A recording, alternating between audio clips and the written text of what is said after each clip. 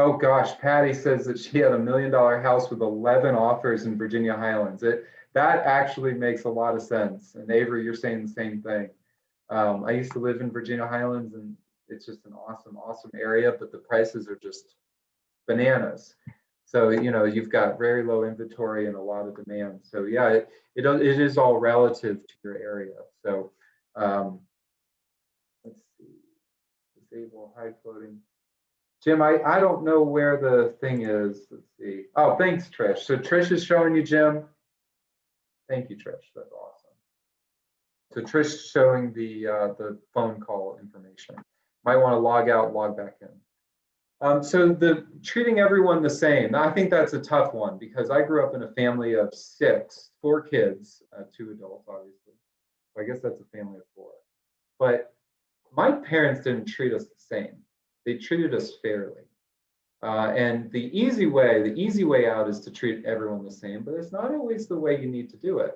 So if you're sending, let's just read what this says. If you're sending out a request for the highest and best offer, send the exact same email, forms, etc., to all of the interested parties who have viewed the property. So there's no doubt that everyone was informed of the status and had a chance to make an offer if they wanted.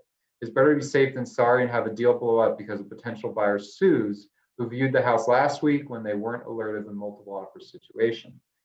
I don't see a ton of lawsuits for this. What I do see is ruined reputations, because what happens is a selling agent doesn't get a phone call back, doesn't get alerted that there were multiple offers, that they were included in the highest and best, and they feel offended. They feel that someone purposely left them out, and then they may even start drawing, connections with discrimination or prejudices, or they were doing this on purpose, even if that wasn't the intent. It just has the vision or the perspective that it looked that way.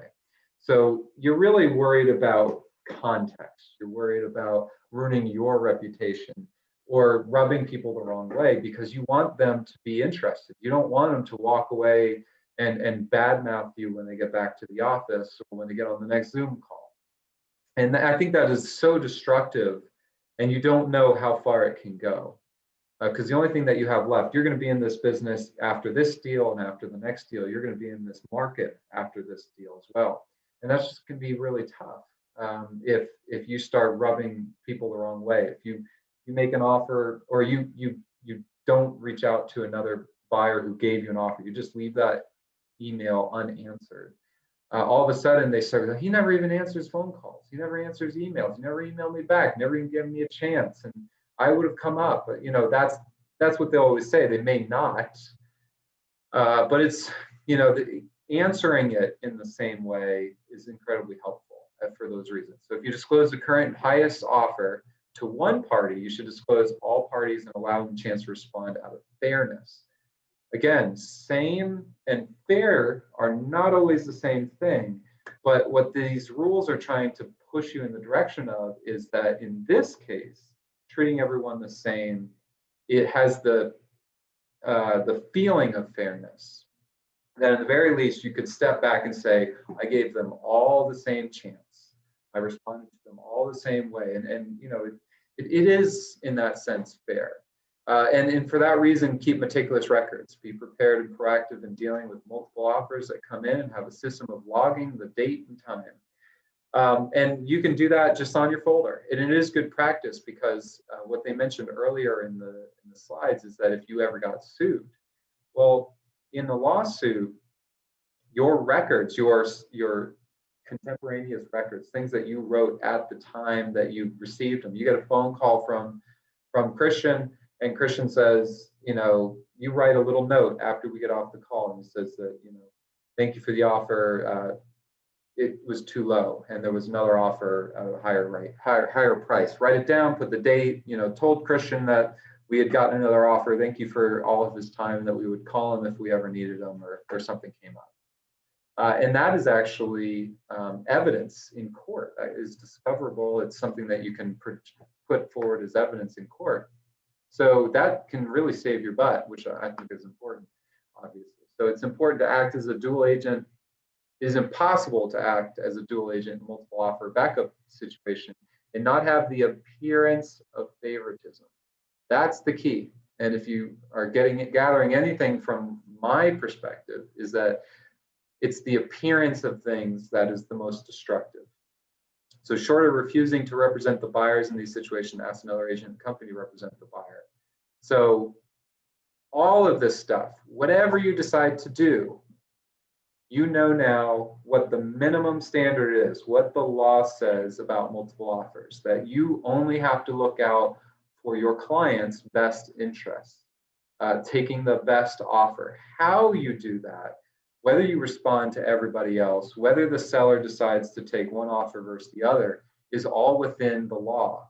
However, you have to be careful not to have the appearance of favoritism, bias, some sort of prejudice, anything like that. And that, it's so easy to make that mistake, to say the wrong thing. So hopefully what you'll learn after this class is just a procedure, a way that you could handle it. I'll give you a couple of options, and then we'll talk about, we'll ask a couple of you to kind of present your scenarios. So I'm going to ask a favor. Patty, are you willing to speak? I would love to have you speak and tell us about your multiple offer at the $1 million range, if at all possible. Let's see how I can do that. Is actually, if anyone would raise their hand, I would love to have you speak and tell us kind of what you're going through on a multiple offer. Anybody at all? Don't let me be out here by myself. Oh, Kathleen wants to.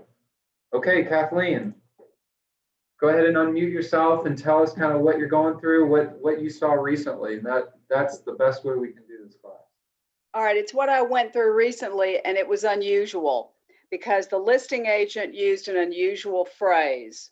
And we had made an offer.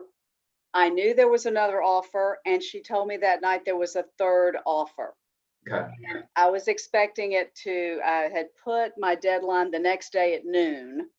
She called me back and said, we're not going to make your deadline because the seller would like to honor all of the people who want to see their house first. So we'll make our decision on Sunday, which was another way of saying highest and best. I thought it was rather gentle. Wow, that's fun. Yeah. So y'all can use that. We'd like to honor the other people who are seeing the house. There you go. Yeah, everyone can use that. There you go. My gift to you. So then what ended up happening, I figured that we wouldn't get it because I asked if we were up against all cash, and she said no, everyone has terms. So let me ask you, Kathleen. Yeah. That's a great question. Are we against an all cash? What's the reason you asked that? Absolutely, because I figured we had no chance against an all cash offer. Because you'd assume they just have less contingencies, less risk to a seller. Exactly. That most sellers, if all other terms were the same and we weren't an unusual couple, that we would be behind an all cash offer. I would think most sellers. What else did you try to do to give your best offer out there, even knowing that you had contingencies? What were some of the other questions you may have asked? Do you remember? I didn't really ask any other questions because I knew we'd done the best we could on terms. Yeah. I did short terms. You swung your biggest bat up front. Is that right? Exactly. Knowing that. So we went in over asking, and then we tightened up all of our terms as much as we could. I don't like to go past about 7 days on a due diligence. I prefer 10. A multiple offer. Yeah, because you can get an inspection done within 2-3 days. Correct. The report comes around a day later, and then you make your repair request or whatever you decide to do.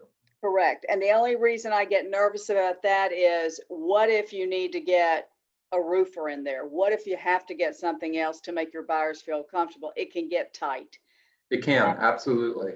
I love that. Thank you, Kathleen. I mentioned that I mentioned the term swing your biggest bat. I actually was told that by the Dean of Admissions for University of Florida Law School, because when I first applied, he goes, this is a great application, but your essay, you didn't even talk about your grades. He's like, yeah, you talk about why this wasn't as good or this experience or whatever. He said, but your grades were amazing. Why didn't you bring that up? Why wasn't that your biggest swing of the bat right up front? Tell me why I would choose you. And for your perspective, I think that's how you do it. You ask the right questions so that am I even in consideration? Am I in the ballpark? If I'm competing with someone else that's a conventional loan contingency, and I have conventional loan contingency, and I know I'm putting 20% down, and I have a short DD, I know I'm right there. Like, so in that case, your biggest bet is 7-day due diligence, being reasonable. Whereas if you didn't do that and you're just 20% down, I don't know if that's your biggest bet. Your biggest bet probably is the no kick out clause or no sale contingency, no long-term DD, whatever it is. You could have, if you're working with Prosperity, maybe you have a shortened financing contingency. So I love that. I think that's great. Thank you, Kathleen. Well, that's not the end of it. Okay, tell me what happened. Well, the other thing that I always do, and I'm always amazed that other agents don't do it, even not in a multiple offer situation, I describe my buyers. I describe them as, oh, they're getting married, because this was the case. They're getting married next month, and they love this room in the house, and their dog so-and-so would love that backyard. I actually won a multiple offer once because I said that the dog's Peanut and Butter would love to be in the backyard. The listing agent said that did it. The name of the dogs did it. So wow. Yeah, people love dogs. That is for sure. I mean, you're playing dirty there. I love that. I think so. That's awesome. I think that's awesome. I love that. It does work. That stuff does work. Well, your sellers want to know that somebody as cute as they are is going to be living in their house. Yeah, I'm trying to think what percentage of people are emotionally tied to their house. When at least when I meet them, what percent are like in tears when they go to sell the house? It's not 100%. I don't even know if it's 50%. What would you think, Kathleen? Is it 25% of people are emotionally tied to the house? Is it more than that? I would think it'd be more than that, but maybe. What do I know? I probably have like one couple a month that cries at closing. I'm sorry, I'm just, and it's like time. It's usually time. It's like, oh, we were there for 15 years and that's where we raised our kids. Or my husband loved that house. That's when they cry. But almost everybody, you can bring them in that direction with some sort of, emotional pull. That's for sure. I haven't had anybody cry at closing in a long time, but usually they're crying about something else. The one thing I did want to say is she called me back and gave me a great reason that we did not get the house. So I passed this along because it's nothing you can prove. She said, Kathy, your offer was almost identical to the one that they selected, but they selected the other couple because they had come from the same small town that the seller was from. Yeah, wow. Now, I wasn't going to take it any further because we already had another house we liked, but I just thought that was a good way not to be able to prove that there was any favoritism. No kidding. No kidding. So Michael mentions, he says, couldn't that lead to discrimination issues? It's a big topic. But here, let's be real about what those discrimination issues are, right? I want to set the standard. Are sellers required to follow fair housing laws? No, they're not. Sellers are not required to follow fair housing laws regarding discrimination. It sounds really nasty. It doesn't sound right.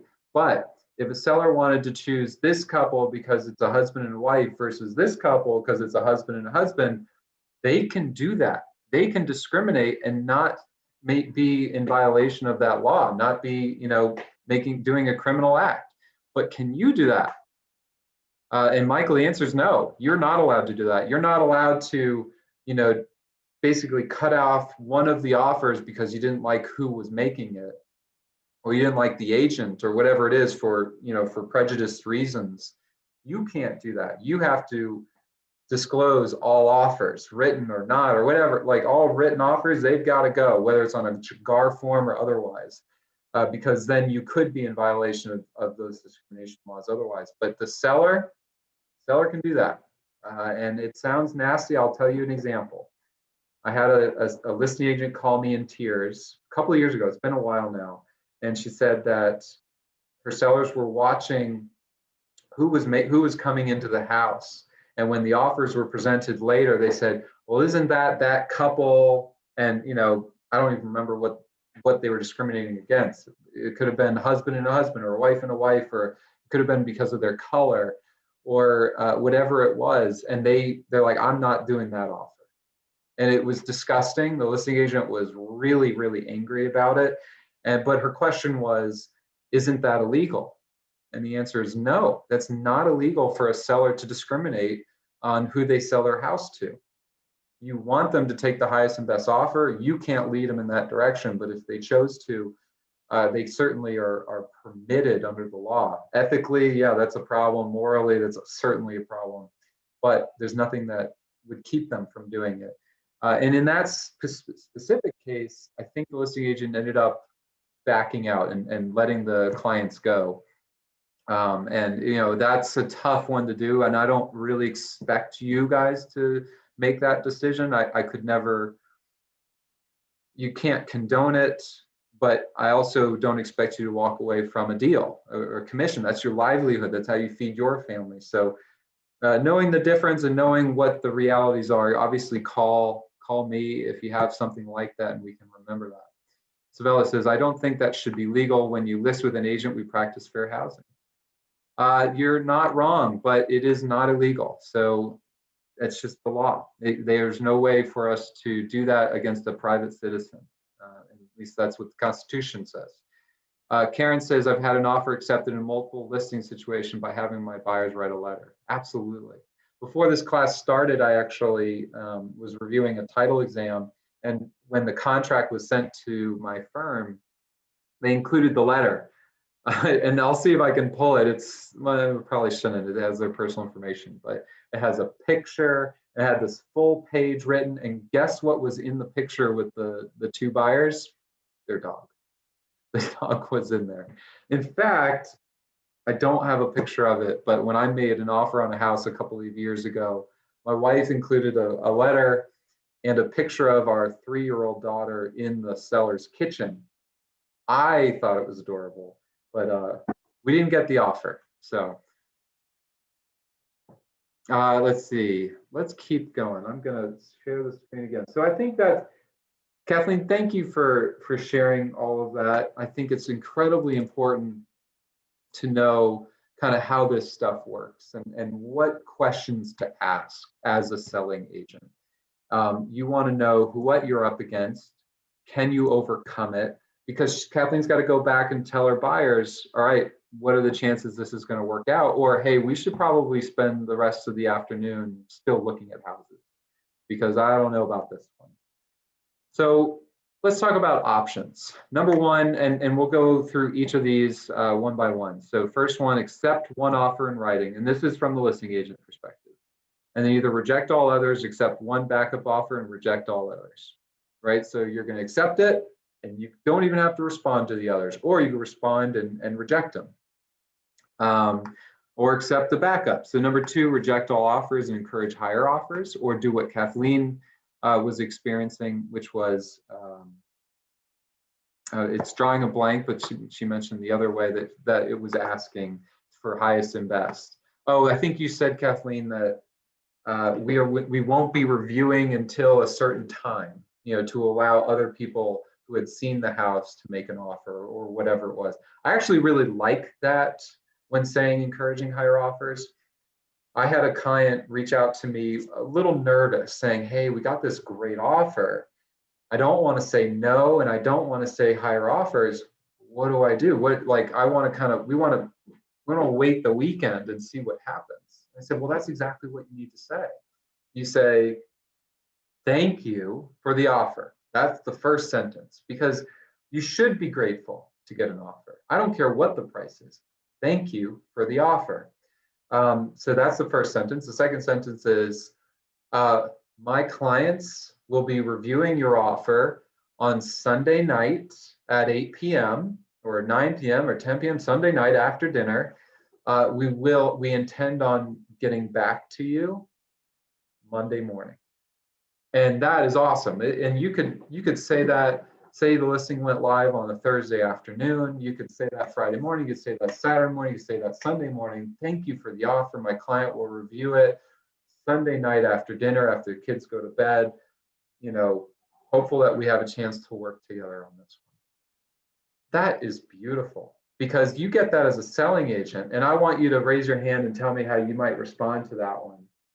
If I get that as a listing agent, what am I going to feel? I'm going to feel, oh, they might have multiple offers on this one. Is this really our best and final? Should we keep looking? Can we clean this up? Can I call the listing agent and say, hey, what do I need to do to make us a little bit better?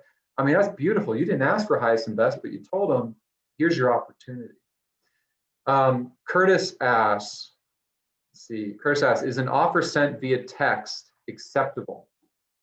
That's a tricky question, but I'm going to give you an answer just so that you have definition. Under the GAR contract notice rules, text is not acceptable. So that's your answer. Don't do it via text.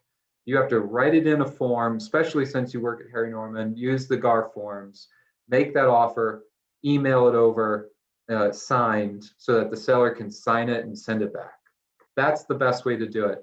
Now, if you were not using GAR forms, legally, you might be able to argue that a text is an acceptable offer, as long as it has the material terms. Georgia is a member of the Uniform Electronic Act, or I think it might be called something a little different, which basically includes text. Now, GAR says text is not applicable, but if you're not using GAR, it's possible that a text could be accepted. I wouldn't go that route. I would not expect you to use text. I think anything that you do talk about on text. So if Curtis, you said, hey, would you, we're willing to send you an offer at 500,000, close in 2 weeks, all cash, 2 days due diligence. Does that sound good to you? And you send that to the listing agent. And the listing agent says, yeah, sounds great. Send it over, right? So at that time, you've got an idea of whether the seller might accept it, whether they'd be really interested in that. And then you can spend your effort to actually put a whole contract together. And now nothing's binding, in my opinion, until you have that contract in writing, emailed over, that the seller signs and sends back to you. So hopefully that answers your question, Curtis. And Cindy, you're absolutely right. More people are emotional. There was actually an article, I think it was in the Wall Street Journal or New York Times this morning, that was talking about how to deal with people that are more emotional, given the current state of affairs in this country, whether political or there's this virus thing that's going around that I've heard about. So people are more emotional. Definitely be prepared for that. And the best thing you can do is to be kind of even amongst all your communication. All right, let's see. I've got another chat. Let's see what the chat says. Karen says, I had a text offer and asked for proof of funds and identification. He never answered his phone. I talked to my seller and he refused the offer. Did I cover myself? Yeah, I think you did, Karen. Absolutely. I told your seller, hey seller, I got an offer via text. It's not binding. It was $600,000. It was $100,000. It was $5,000, whatever it was. You absolutely covered yourself. Now, is that an offer that you can just accept? Probably not, based on what we just talked about.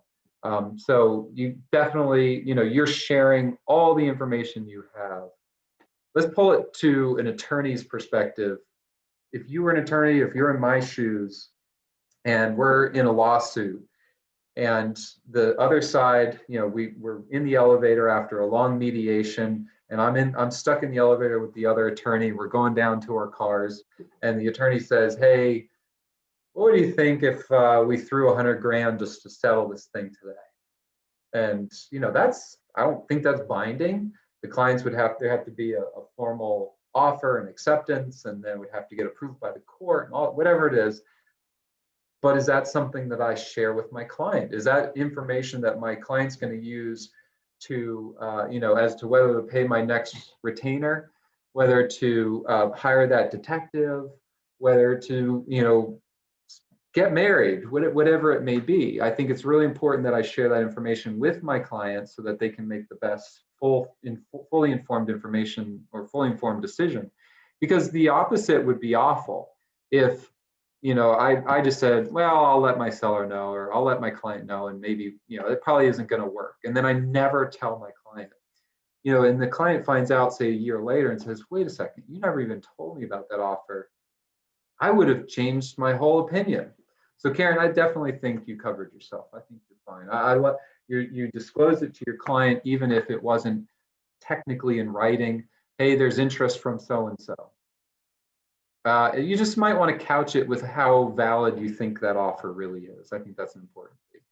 So number 2 was reject all the offers, encourage higher offers. And I gave you kind of an example of how you could do it a little slyly, a little smoothly, not slyly. Number 3, counter one offer and either reject all the others and not respond to the others. So we'll talk about that one in a minute. Number 4, delay the decision, waiting for another offer and informing all parties. That's the one I recommend. I love that. And alert all buyers that they are in a competing offer situation and request they submit highest and best offers. Several of those are kind of the same thing. If you're not going to accept an offer, you've essentially rejected it. So let's look at the first one. Accept one offer in writing and either reject all others or accept one backup, reject all the others. So if a seller is happy with one of the offers, they're not obligated to counter it and ask for highest and best. You may recommend it, they're not required. The seller may not, maybe they fell in love with the dog photo, who knows? The seller may not want to risk having the potential buyer not make another offer or withdraw their offer if they're notified there are multiple offers. They could have been scared away. It may be wise to approach the second best offer and see if they would like to be considered in a backup. In today's market, it seems buyers are putting the property into contract first and deciding if they want it second. I don't know if that's true or not. I didn't write that section. It may be wise and save you time and heartache to consider proactively lining up backup offer from the start. We're not obligated to respond to all offers in writing. However, with deals falling apart these days so often, it is wise to send a courtesy email to the offers that were not accepted. And for reputation's sake, the appearance that you're treating everybody the same, even if you're not. So can someone raise their hand and offer to share your opinion on this first one? So accept one offer in writing and reject all the others.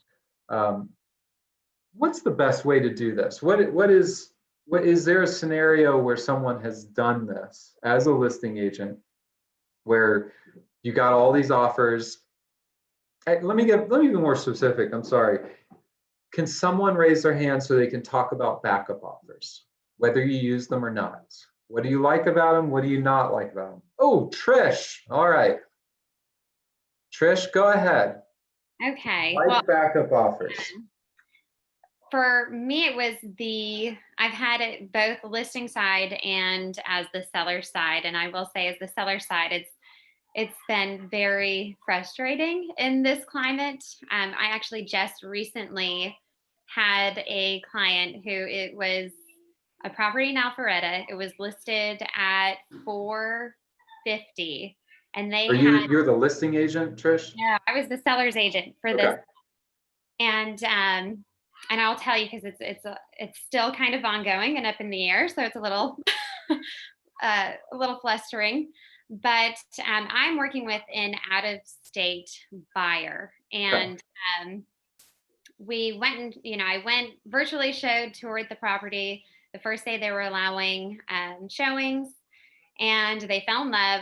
And I was very appreciative because in the listing they actually put that they will not review contracts until a certain date, which if you are the listing agent, I think that's brilliant, because then you're not having to chase down offers and let everybody know individually that, I'm not going to be able to reach out to my client until this date. I think having that already preset in the listing kind of sets the tone of, being reasonable within your offer. And of course, not everybody's going to follow that or listen, but at least it kind of saves you a little bit of time potentially, since you've already had it put in the listing up front.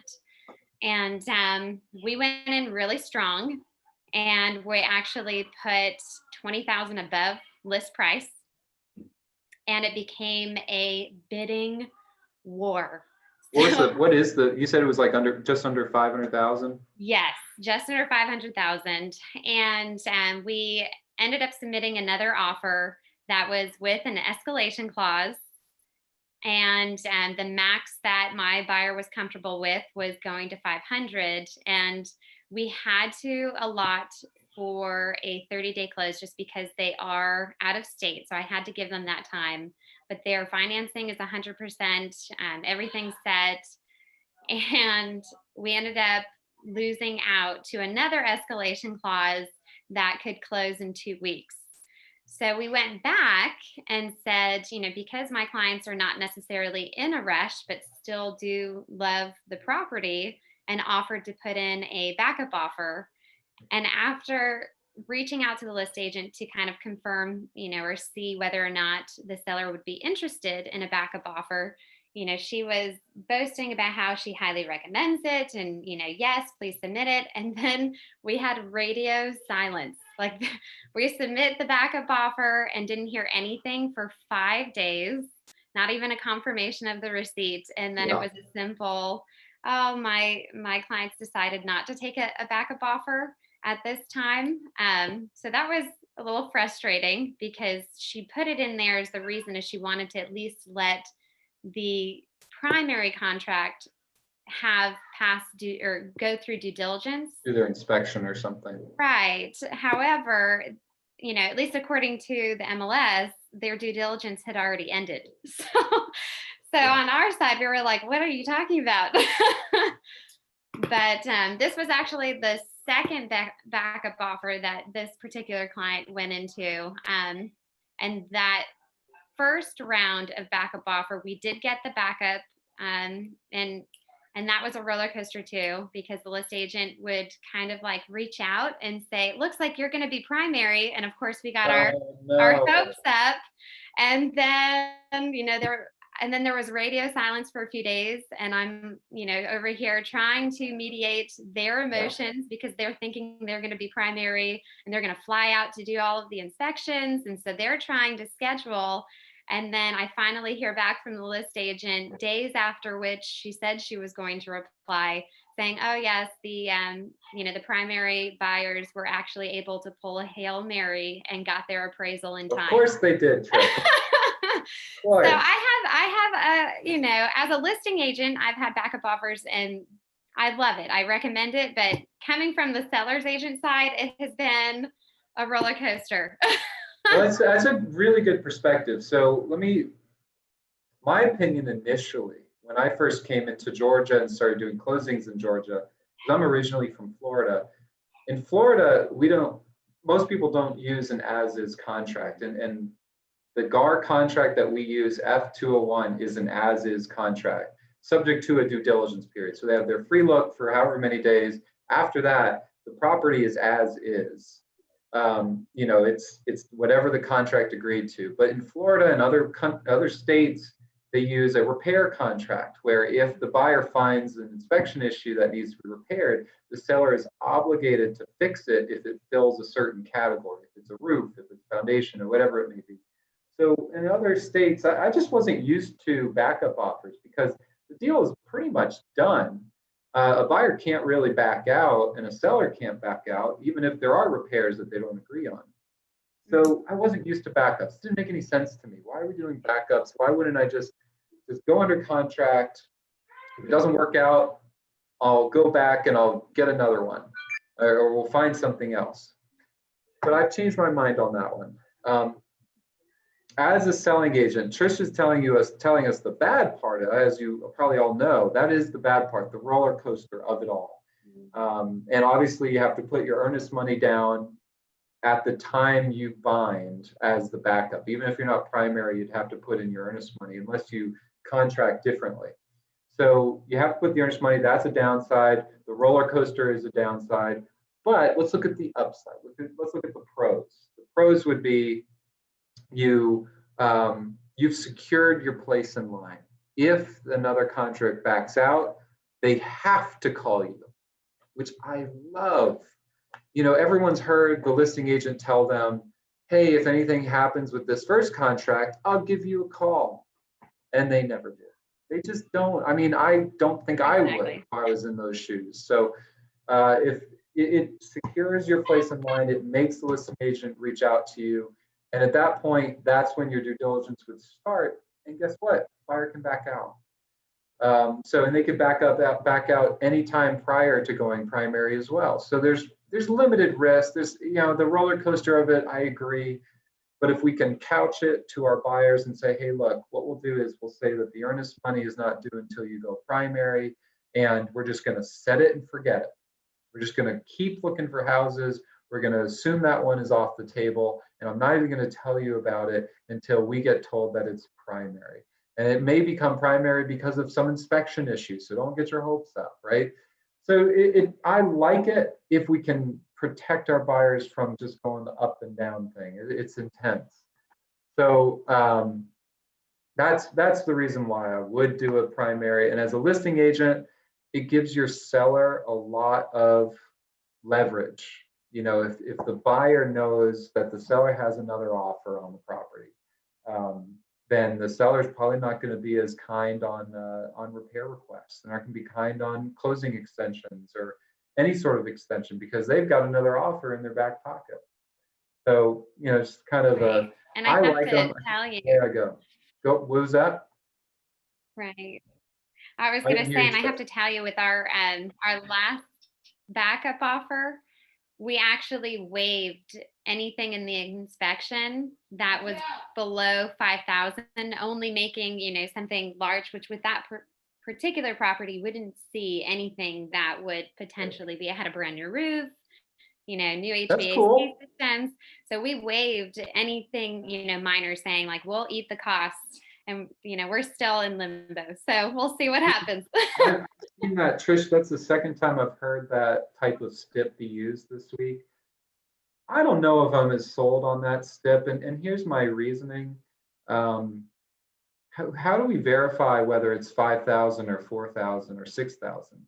You'd have to be pretty specific about, because like how you're getting that number and who's presenting it. If I'm a buyer and I find $4,000 worth of work that needs to be done, can I also find a contractor that says it's going to cost 6,000? Yes. The answer is yes, absolutely. It's not going to be something in the inspection report. It's someone that you're going to hire, and you could hire the most expensive person in the world. And then the seller's like, hey, that's ridiculous. My guy could do it for 3. I'm not interested in playing those games. So I know why you did it. I know why you would want to try it. But it takes a lot of trust that your buyer's going to do everything they can to get this house and not be ticky-tacky or change the rules of the game afterwards.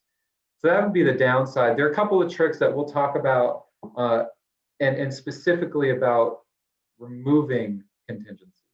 I think that is a really, really important one. Debbie mentioned something. So let's look at what Debbie says. How much can you say by text, phone, or email when you're going back and forth on price and such before you have to put it in a counteroffer? When the other, in other words, how much can you ask before putting it in writing? It depends, Debbie. It really depends on your relationship with the listing agent or the selling agent.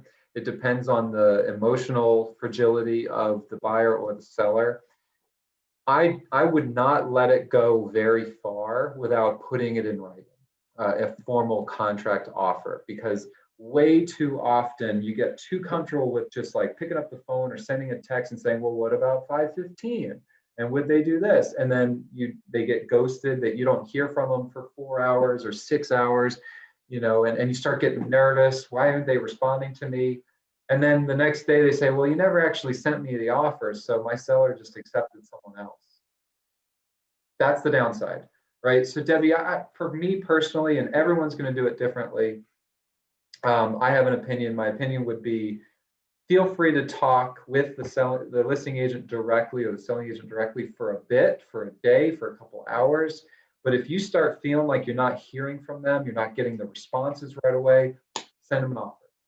Send it in writing. Hey, just to confirm what we were talking about by text, here it is, and it's signed by my buyer. That way, you're never allowing it to go very far without giving the listing agent something in writing that they have to bring to their seller. Because one of the laws that we read about The first 10 minutes of this class was that the listing agent has to disclose all offers to their seller to kind of comply with federal fair housing laws. So if you actually give them the offer, they have to do that. But if you're just texting them, they could say, well, you didn't give me a real offer. They're not wrong. They're doing, they're playing some games there. But I think as long as you're getting good responses from the listing agent, you're free to do that. But if a certain amount of time goes by where you're either they're not responding to you, or you haven't given them a formal offer, I'd say just do it. Heidi, if you want to mention your story. So I heard the Golden Girls house sold for $1 million over. It's in California, I believe. 20 offers listed at 3 million, sold for 4.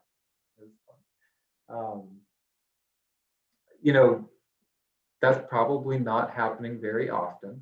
And I can't even imagine why it did happen. In that case, I bet, 2 buyers were just fighting for this property for different reasons. Who knows? And maybe one of them was a studio, a movie studio. It's possible, where the numbers just don't make sense. They're not actually going to be living in the house. So I definitely think that's interesting. Let's go look back at our screen. We'll go another 10 minutes and then we'll take our first break. All right. Kathleen, if you had something you wanted to add? Just wanted to say that these days, to me, it's a little bit different. I like to get a backup offer because years ago, buyers made offers and used the due diligence period to really inspect that house because they wanted that house. My sense now is that often buyers use that due diligence to see if they can find another house. Yeah. And that's what was happening here. So I like backup offers for that reason, because you never know when someone is going to go at the end of due diligence. It has nothing to do with the inspection. It has all to do with the fact that they found another house. Well, you're dead on. And the other thing is, you've seen it before where a buyer, they're second guessing their decision and their offer. They think maybe they overpaid. And then when they hear there's another offer, they'll go up. So if you can build some sort of loyalty in the deal by having a backup offer, and you're building this confidence that other people want this house and they're not overpaying, that first contract is going to close more frequently. Statistically, that deal is going to go through because they know there are backup offers. There are not many deals where there are 20 offers and the buyer's backing out because they have all the confidence in the world that they didn't overpay. This was a hot commodity. That makes perfect sense to me, Kathleen. Lori, did you have something you wanted to add? Go ahead and unmute yourself. Okay, sorry about that. I didn't see where the mute was. Yeah, so actually a couple of things we didn't talk about, and I'll just touch on backup offers. I think as agents, we have to assess the situation as to whether or not our buyer client puts a backup offer in. So I tell my buyers that, is this a situation where you think that if this goes back on the market, it'll be a multiple offer situation again? And do you want to deal with this again? Do you really want this house? And if you really want it, and if it falls out and it's going to be a multiple offer again, you want to be first in line. No skin off your nose. Let's write a backup offer. Yeah. So that's one approach. Otherwise, if you've got a buyer that says, well, I don't want to overpay for it, then maybe they don't want to they're not a candidate for a backup offer. The other things that we didn't talk about were earnest money and option money. Yeah, I know. We're definitely going to talk about that because I love option money. Yeah. So, okay. And earnest money, of course, the last 2 buyer sales I put under contract, I talked them into putting huge amounts of earnest money up, $20,000. Can you define what huge is? Well, on a $500,000 purchase, one buyer put $20,000 in earnest money. The other buyer put $30,000 in earnest money. And in both cases, I had already had them go through with their lender to be completely 100% fully approved on the loan. All they were waiting on was the property we waived the finance and appraisal contingencies. Wow, that's strong. I love that. Now, I'll put it into context. Right. Your huge earnest money is below standard in other markets. Well, So, that's true. That's true. Right. and I say that to give you all confidence to raise your earnest money if you think it will help. Again, it's this appearance of a good offer if someone's putting $50,000 down as earnest money, right? The price doesn't change, the contingencies don't change, the buyer can back out during due diligence. But if I'm putting 50 grand down and Lori's going to put 20 or 30, my offer is going to look better, even though it's not. It's just not. In Florida, where I started, people would put 10 to 20% down on every deal. It's not that crazy. Because the reality is, on a $500,000 house, most people are putting 20% down. So if you're going to put 10% as your earnest money, you're still going to have to put a huge down payment at closing in addition to that. So, obviously there's risks. Don't ignore that part, but I love that as an option. And then the other part, Lori, she mentioned was the option money, which is in the same section. So I'll pull up F201. We'll look at option money. I think the biggest issue with option money is you have to educate the other side. So that's the big thing. Susan, did you have something you wanted to add? She was unmuted. So Susan, you go ahead and tell us your story. She said she would like to add some. This was a recent situation, and I'm not sure what your take is going to be on this, Christian, but it honest. Okay. But it worked. And it was a $300,000 home. And of course, it was getting a ton of activity in a short period of time. And I talked with my sellers to walk them through how it's their decision on how we go forth with accepting an offer and multiple offers. Well, we were pretty much in agreement, and they were okay with me mentioning to interested agents, yes, there was another offer on the table. So through the course of a weekend, there were two agents kind of calling, texting, submitting an offer. How we doing? Did you get that other offer? So there was communication between myself and the agent. And I've really found that to be my best, strongest tact, regardless of the side of the table I'm on. But anyway, I had this one conversation with the agent where although this home had some really nice upgrades and renovations, the roof was really old, the air conditioning systems were ancient. And I just finally said, you have a really strong offer. I presented it to the seller. I think there's just a fear that you're going to use this high price to ratchet it down due to the roof and obvious things. And I wasn't sure what I was anticipating. And she goes, oh, don't worry about a thing. We've already budgeted for that. So as we were vetting our offers, that was the offer we accepted. Oh. And then the other offer, they agreed to the same terms, offer number one, and they went into backup. So I don't know if that's legit or not, but it was that's awesome. I think that's awesome. So that is the big thing with every transaction, which is the reason someone's doing their due diligence is because they made an offer not knowing whether they have to budget that stuff or not. And so when they come to the seller after and say, hey, I know we offered you $500,000, but we never budgeted to fix the HVAC. I'm sorry, that was not part of our offer. Yeah. You needed to tell me that. But if instead, at the listing appointment, you told the buyers and their agent, hey, just so you know, HVAC doesn't work. And it was in disclosure. And you also find out how many agents don't even review that information with their clients. And then we had a third offer, never talked to the guy, paperwork showed up. It was just like, there was nothing to go on, but I just, it was obvious through conversation, the strength of that first offer, and it worked. Well, and so that leads to the next piece, which is people ask me all the time, hey, what's the stipulation to say that it's an as-is contract? And I always say the same answer. It's already an as-is contract.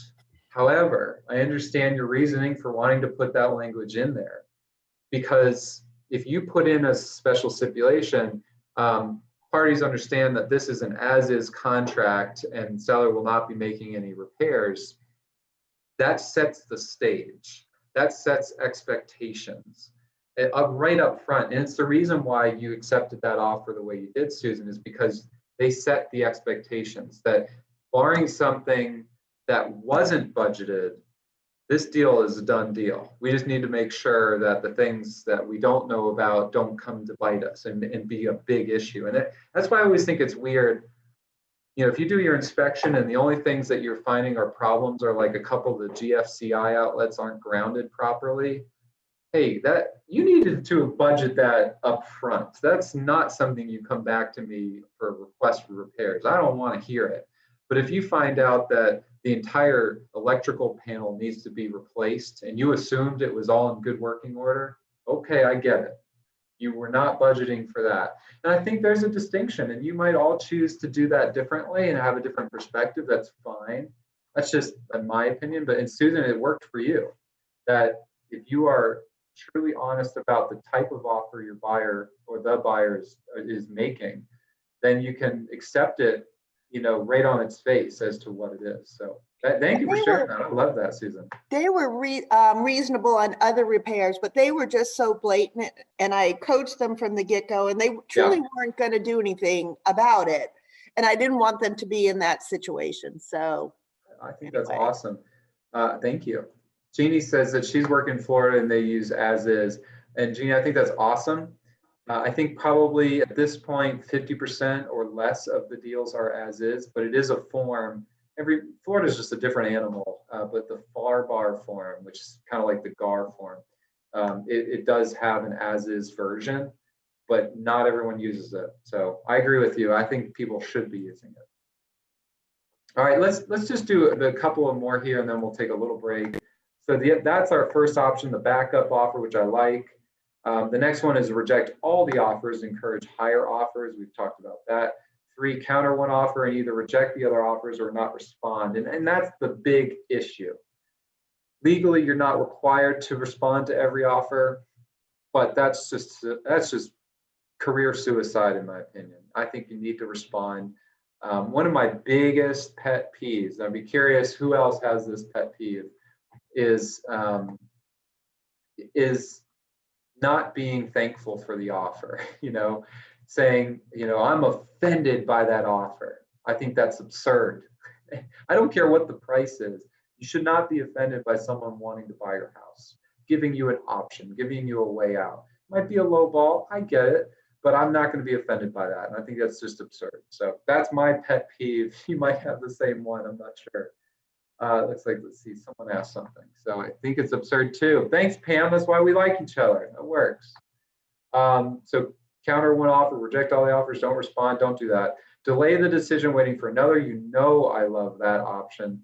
And talking to your clients ahead of time, you know, so that you're not killing yourself with the sellers and overextending your availability, because you can see it, you can almost tense it, you know, how sensitive a seller might be, and they get that first offer and they want to talk about it right away. They want your opinion. They want to know what this one is and who the buyer is and is it any good and did you talk to the lender already? If we say on Wednesday, hey, sellers, we're so excited, we've got the pictures, we got the FMLS up, it's, you know, I've got some interest already, some people have already scheduled their appointments, but our open house is on Saturday from 2 to 4, and then we have another one on Sunday. Let's plan to sit down together Sunday night and review how the weekend went. If there's something that requires more immediate attention, I'll reach out to you and we can talk about it then. But let's, you know, I'm going to tell everybody to make their offers good through Sunday night, Monday morning, something like that. And then they aren't going to be jumping down your throat. They can go to the movies if we do that anymore. They can go to the beach. Let's say they go to the beach for the weekend and they're not killing you on text message. You get to be the one telling them. hey, we just had a great showing. It's, I'm excited. I think we are going to have something to talk about on Sunday, and so on and so forth. I love that. Hey, we got our first offer. I'll see you on Sunday, and we'll go over it in detail. And that'll give you time to think about it, give you time to talk to your colleagues and your broker as to verifying, and especially with escalation clauses, you don't know what you have until you wait for everything. And then finally, alert all buyers that are competing offer situation, request they submit highest and best offers. So this is the last tricky part, because a lot of people will tell you that you should get your seller's permission on disclosing offers. And I think the way I would do it is I would say, if we get multiple offers, do I have your permission to tell the parties that there are other offers available? I think that's the best course. That drums up the most interest. People will resubmit offers. If they submit an offer on Friday night and I tell them, hey, we do have multiple offers, but we're not going to review everything until Sunday. Feel free to submit any changes to the contract until then. That gives them all the information they need to know without disclosing too much. We're going to talk about escalation clauses when we come back. Let's take a 10-minute break. We'll come back at 11:23. 11:23. Thank you again, by the way, for joining me. I'm really excited to have you. I'm going to have you, let's see, I'm going to have you fill out your application. You can do it at this break, or you do it the next, or you can wait till the very end. But remember, you're going to go on to campbellandbrannon.com/learn. And here it is, campbellandbrannon.com/learn. Scroll to the bottom. You're going to choose multiple offers. Give me your name, your license number, your email. Follow it just like we did earlier, and you're going to submit it and sign it through DocuSign. So don't wait for it. Be patient to work, and it will work. And if you have any trouble, I'll reach out to you after class. I don't want you to worry too much about it. But thank you so much for being involved. Remember, if you get kicked out and you have to log back in, that's fine. It'll track your cumulative number of minutes, and we want to make sure we have 3 hours total. So we'll come back at 11:23. Go use the restroom and get something to drink, and I'll see you back then.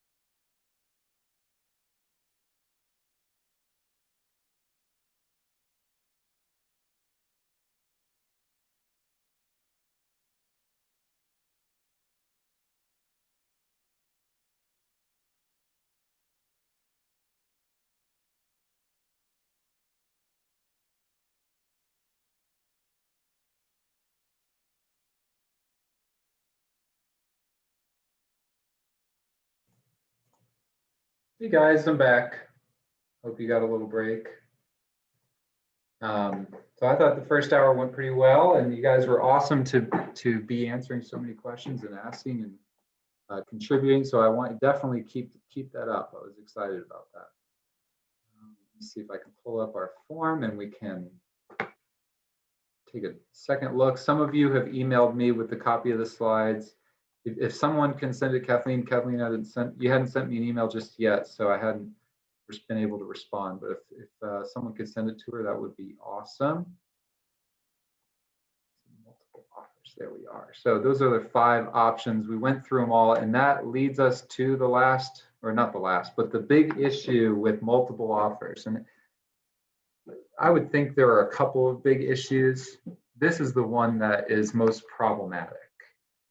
That's the best way to explain it. So for those who haven't used an escalation clause, basically in the event that there are multiple offers, that you know that there are offers, you want to make your offer as good as possible, as strong as possible. So you're going to basically say, in the event there's another offer, we will go over that offer. So we'll, our offer is 500,000, but we'll go $1,000 above any other offer up to a certain price.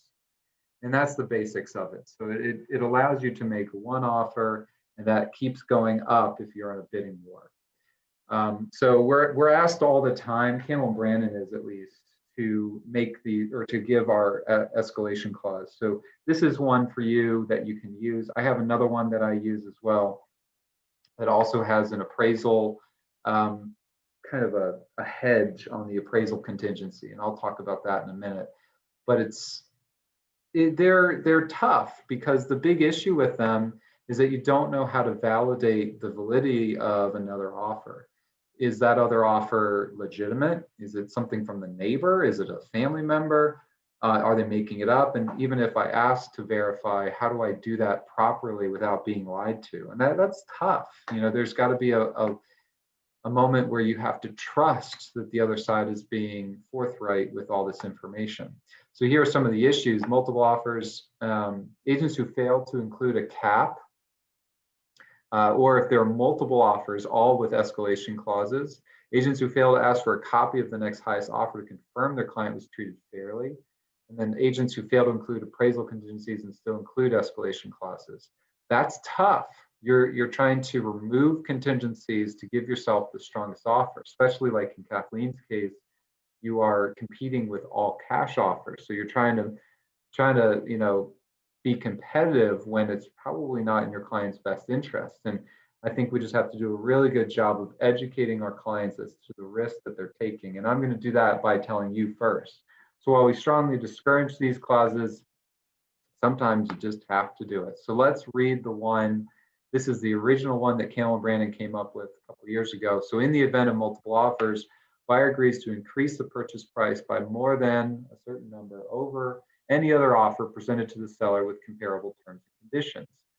So in that first little blank, you would put $250, $500, $1,000. You could even put $25,000.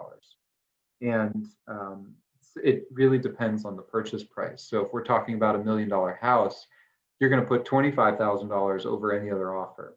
If we're talking about a $100,000 condo, you might put $100. It's all about what the appetite is for the buyer. What could they actually afford? Provided that, and here are the terms. So the competing offer is an arm's length transaction. So arm's length basically means that it's not a family member. It's not some sort of fake deal in a sense. And number 2, the notice of seller's acceptance of buyer's offers is provided on or before, so you're limiting the time frame. 3, the above referenced notice includes a copy of the competing offer. 4, in no event shall buyer pay more than, that's your cap. Upon receipt of the above, buyer agrees to execute an addendum to this offer reflecting the increased final purchase price. The competing offers comparable terms and conditions shall mean similar financing contingency terms, similar time frames for closing, and similar requests for seller concessions and contribution to closing. So that's a good, it's not amazing, it's a good escalation clause. Don't be afraid to change it. Take it as your base, as I did, and then tweak it. change it for your specific circumstance. Make sure your client understands it, that you've actually read it. Make sure that you can explain it well. And if before you call your buyer, maybe you call me or the attorney you work with the most to see if they have any opinions. Can you educate me before I call my client? So let's look at some examples. So number one, a new property hits the market and 4 offers have come in within the first day. That's intense. That's pretty stressful. It's a good stressful, but it's still stressful. The listing agent presents all 4 offers to the seller and asks the agent to explain the possible options. How should the listing agent proceed? Can anyone raise their hand? Give me some tips. How would you deal with that as the listing agent? So they present the offers to the seller, and the seller says, "All right, well, what are these? You know, how do I explain these different offers when including an escalation clause?" So I think, you know, for me, someone's offering. Where is it? I'm missing it. Spreadsheet. So hold on 1 second. Spreadsheet would work. I like spreadsheet. Sorry, technical difficulties. Okay, so spreadsheet works. I like that. That's probably step 1. So take the guts of the contract, the purchase price, the earnest money, the time frames, you know, the contingencies that are included, and do a simple spreadsheet so that you can compare apples to apples. That's what you're attempting to do. You're saying, well, this is the basic version and here's the upgraded version. Which one are you going to go with? And in that sense, you're taking the emotion out of it. You're taking the names out of it. You're taking any of the specifics, anything that might otherwise upset you, who the selling agent is, all that stuff, you're taking it off the table. And then you can slowly add it back in, because the reality is not all real estate agents are created equal. If 2 offers are the same, but the agents, one of them is a problem and one of them is going to be great, or you don't know either of them, what can we learn about them? You know, this is someone that we're going to be working with for the next 30, 60 days. That's tough. That's something that you may consider if you get to that point. So thank you for offering that up. So here's option number 2. On Saturday morning, a new listing hits the market. And by that afternoon, there are 2 new offers. The seller likes one, encounters it, and does not respond to the second. Before the offer is accepted by the first buyer, a 3rd offer comes in that's $20,000 higher than the first buyer's offer. What should the listing agent and seller do? Can anyone raise their hand and offer a suggestion? Anybody? Avery, are you there? I know you were going to be in and out. Avery, are you there? Can you help? All right, I'm going to let Avery come on if she can. Curtis, you were talking earlier. Do you want to offer a suggestion? Can you hear us? Curtis, you there, buddy? I'm here. I can hear you. All right. So here's the scenario. You've got 2 offers. The seller only likes one of them and starts negotiating. They send a counter offer, and then a 3rd offer comes in even higher. If you're the listing agent, what are your options? I'm new. This is my. I'm throwing you on the spot, and I apologize, Curtis. Yeah. What do you do though? Let's think about it. Let's not think about it as an agent. Okay. Let's think about it as a person. You're selling a car, right? You put it on Craigslist. You're texting back and forth with some buyers, and then someone else comes in. What do you want to do? $20,000 higher. You want to accept it or no? What we were taught in the class, you're supposed to accept it as a backup. Well, tell the owner, the seller. Well, don't overthink it. Let's do real simple. Okay. Do you want the higher offer or not? Yes. Okay, good. We know what we want. That's good. The seller says, Curtis, I don't care what you do. I want that extra 20 grand. All right. So how do we do it? We go back to our desk. We ask our broker, what do we do? Thank you. Braden, what do you say? I mean, you can always rescind your counteroffer before they accept it, correct? That's right. So this is where we have to learn about the basics of offers and counter offers. And this is really, really, really important. So, Ray, thank you so much for that.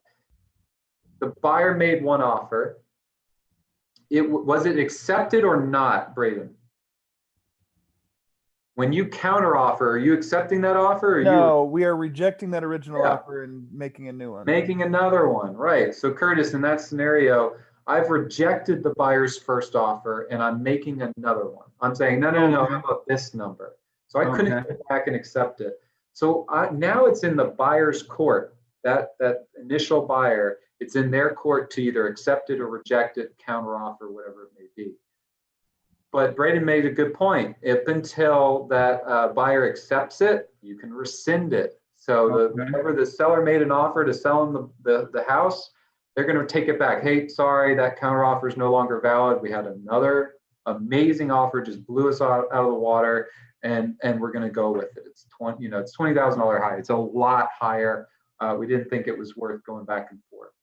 So thank you, Braden. That's awesome. Anything else you can add to that? Have you seen that before yourself? I am in week 2 of my real estate career, so no. All right, good. Congratulations. We got two young agents. you. Congratulations to both of you. Thank you. Curtis, does that make sense to you? Yes, it does. So you would have to do all of that in writing. So you would send, Okay. an email and you would say, my clients are rescinding their offer. They're taking back their counter offer. I'm sorry, it's not going to work out. We're going to accept another offer. And then what you do is you call the selling agent and you say, I'm so sorry. We didn't see this coming, but we just got blown out of the water by another offer. It is so much higher. You could even tell them that, it's a lot higher. I don't want to muddy the waters. I don't want to, you could say, I'm not accepting offers at this time. You could be a backup. I'd be happy to have you. Or you could say, we're going to ask highest and best. Go back to that same agenda and give you that roadmap. Any way you want it. The problem is that selling agent's going to be offended. They just are. They're not going to be happy with you. They're going to think you treated them unfairly. So definitely think about what you want to say before you just pick up the phone and start uttering some words. I think you got to be very careful that, I'm not offended by you turning me away. That, I thought we had a deal. My buyers just signed it. That's what they're going to say. Is I'm sorry, but it's been rescinded. And we don't have to. Now, Braden, I got a question for you if you're still on there. Yes. If the selling agent says, hey, we just signed it, what's the deal? How does that work? What does the timing have to look like for you to be able to rescind it? So we have to receive notice, right? So that would be we were talking about the email on my listing or So whatever. before, okay, so that's, you may be only 2 weeks in, but you're nailing it. I don't know who your broker is, but good job. Thanks. So the buyer could have signed that counteroffer, but until they actually delivered notice to the seller, it has not been accepted. So it has to be delivered back to the seller. Now, Brady, I'm going to put you on the spot one more time. Sure. Is that counteroffer delivered when they send the email with the counteroffer attached, or when it's received?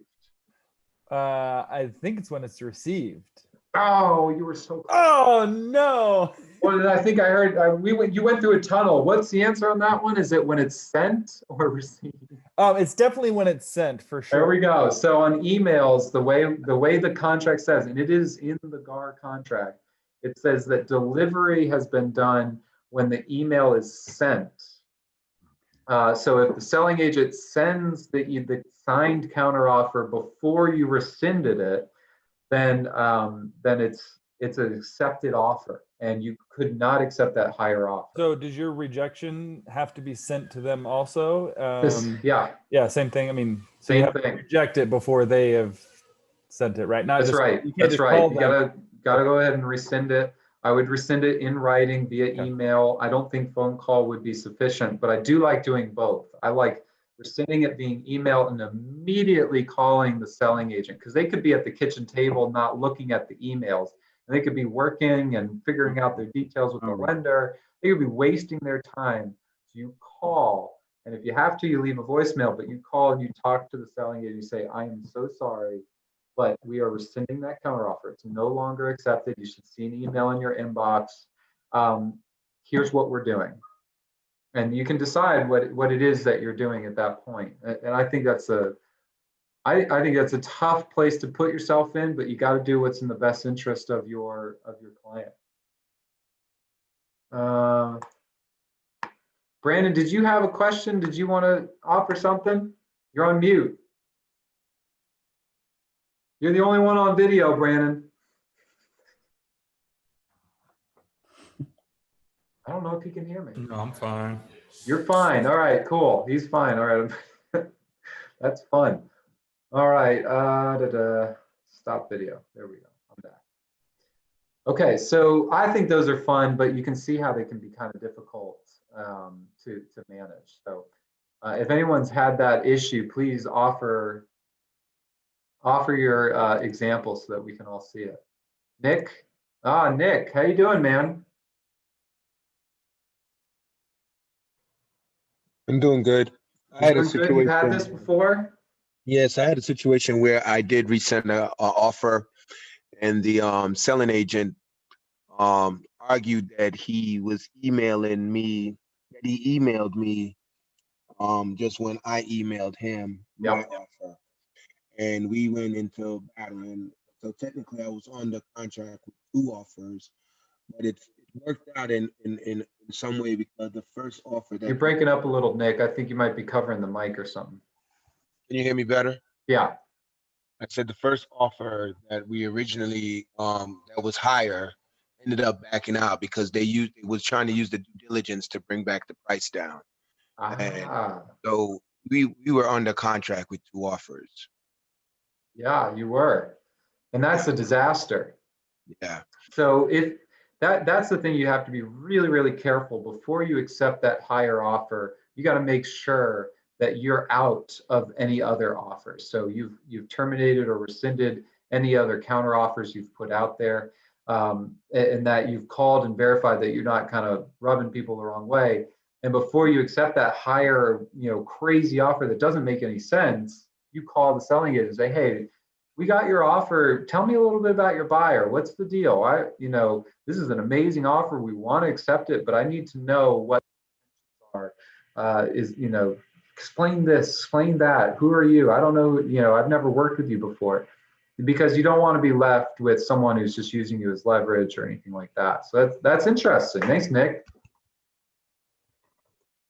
All right, so some backup offer scenarios. So when a seller accepts and signs a buyer's purchase offer, the first accepted offer becomes a primary contract. Let's say that again. So when a seller accepts and signs a buyer's offer, the first accepted offer becomes the primary contract. From that point on, all of their offers are referred to as backup offers. Backup offers are frequently submitted in the current market with many contracts falling apart. All right, I don't know who wrote that, and I should have caught this before we taught the class. But that's not right. Maybe it sounds right to you. Maybe it sounds right to whoever was writing this. Can anyone talk to me why that's not right? Who wants to raise their hand and tell me why that's not right? Let's see if we have anyone raising their hand. All right, Susan's back. Let's see. Well, the backup is a contingency form. Yes. That needs to be signed and attached. Yes, that's it. So you're not a backup unless you've put a contingency or an exhibit saying that it is officially a backup. Because, Susan, what happens otherwise if you accept 2 offers? Is it based on timing, or are they both primary offers? Too confusing. Yeah, I don't know the answer either. I think the answer is you've got a real problem. You've got 2 buyers where you have warranted that you're going to sell them the property, and you didn't let either of them know about each other. They're both bona fide offers. They're arm's length transactions. They're great offers, and they don't know about each other. So it's not about timing. It has nothing to do with timing. It's about you agreed to sell one piece of property to 2 different people, and that is a disaster. That's a disaster. So you do not accept 2 offers. You do not send 2 counter offers. You do not sign 2 counter offers. Do not do any of those things. You have to be very organized, very diligent about, we received these 3 offers. I'm going to reject all the others so that there's no way I could make that mistake. You could do that, but if you trust yourself and you trust your process, you don't legally have to do that.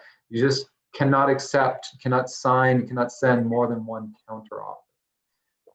Submitting a backup offer is a good idea because contracts often fall apart over inspection and financing issues. That's true. And then we talked about this before. The big thing is, if you get promoted from a backup offer to a primary offer, you need to ask why the first deal fell apart. And otherwise, the seller may not be obligated to tell you. The listing agent may not be obligated to tell you under state law or federal law. But if you ask a specific question and they lie to you, that's fraud. And you could get out afterwards, even if you are past contingencies. So in that scenario, Susan, you make an offer to me and you're back up, and then you get promoted and you ask me, hey, why did the buyers back out on that other one? And I say, oh, they were flakes and they didn't want it anymore. But the reality was the entire roof was rotted and needed to be replaced.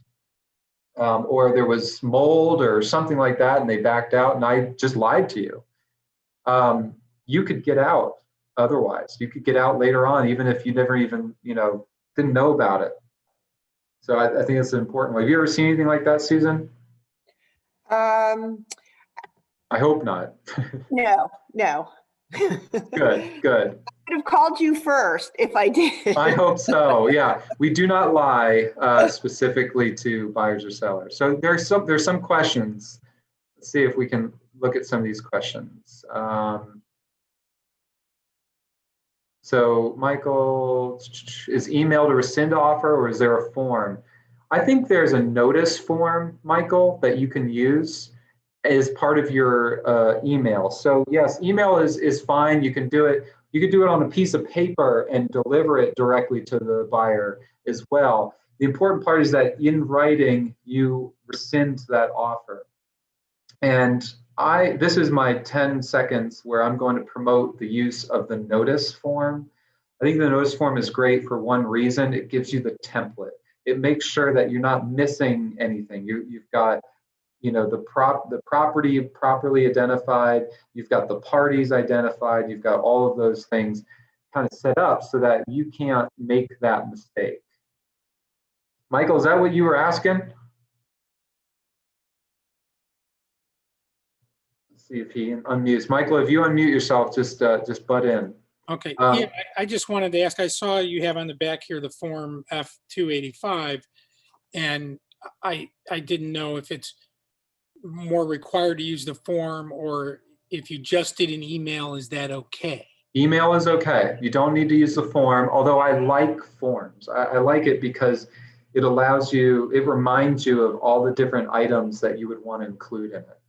But if you didn't use the form and you just emailed, hey, we're rescinding, I think you would be meeting your contractual obligation. I think you'd be fine. Okay. Savella says, time is of the essence. Yes, time is of the essence, but don't let that be a problem for you. So Holly says, is there a form to rescind? So Michael says, yes. Susan, I have a question on rescinding. Pam, so I'm curious what approximate percentage of deals do fall out during due diligence. I think it is somewhere around 20% at least. You can just answer it when it fits. It depends on the purchase price. Pam, I know you and your husband do a lot of flips and big, renovation stuff. I have a feeling those things are going to fall out at a different percentage than a buyer who's looking for a family home, to move-in ready home. I think the move-in ready home under 300,000, you're going to have a lot of people backing out because there's a lot of deferred maintenance.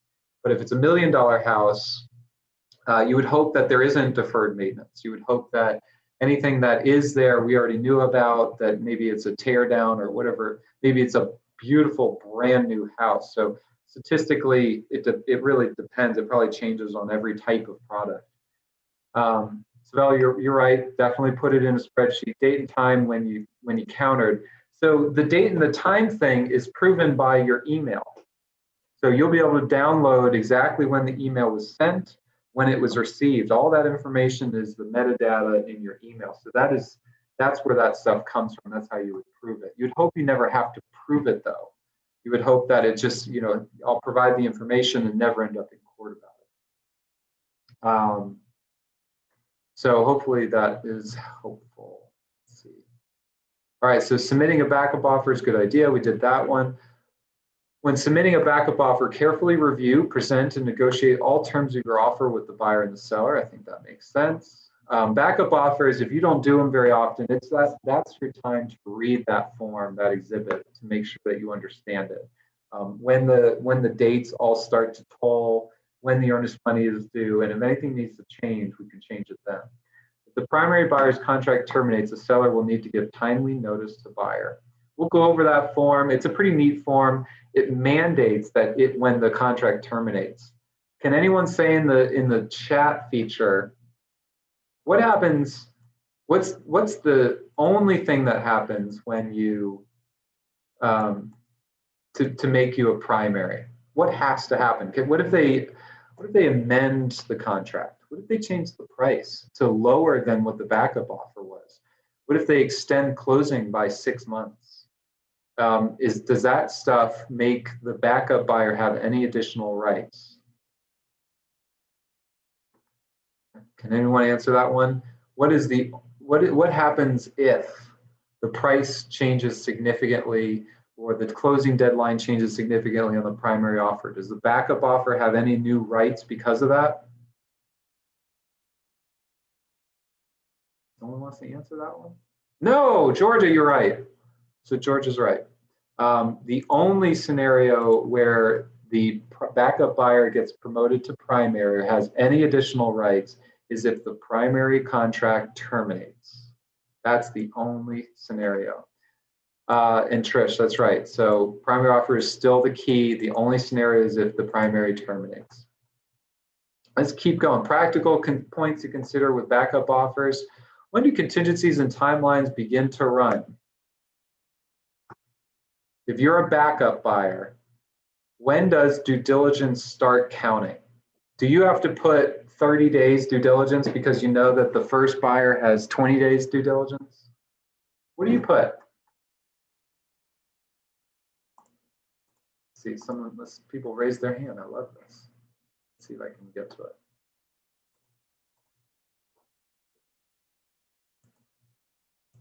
Michael, or Nick, Mike, or yeah, Nick, what is the time when contingency until you're binding? So it actually says due diligence starts on the next day of binding. I can't hear you. I think you're a little far from the mic. Can you hear me better? No. I said due diligence does not start until you're binding. All right. Well, I think what he was wanting to say is that they start when you become nominated to primary.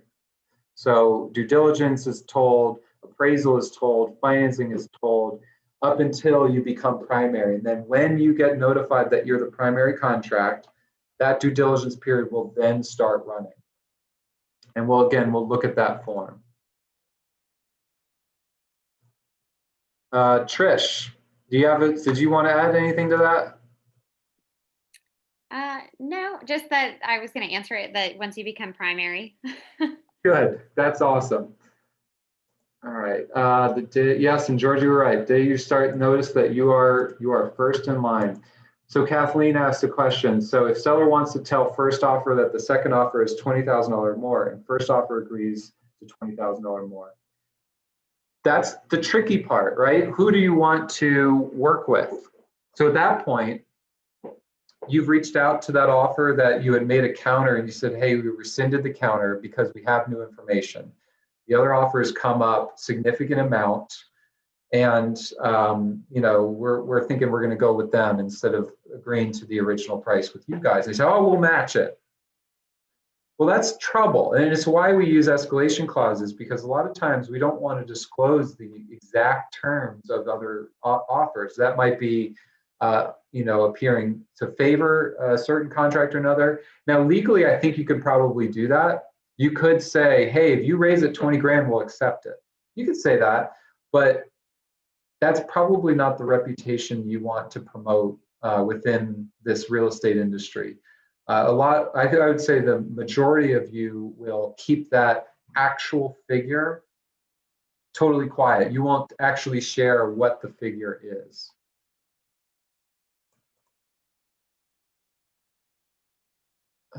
Hopefully that answered that. The selling agent can sign the notice form. I think the selling agent can sign the notice form.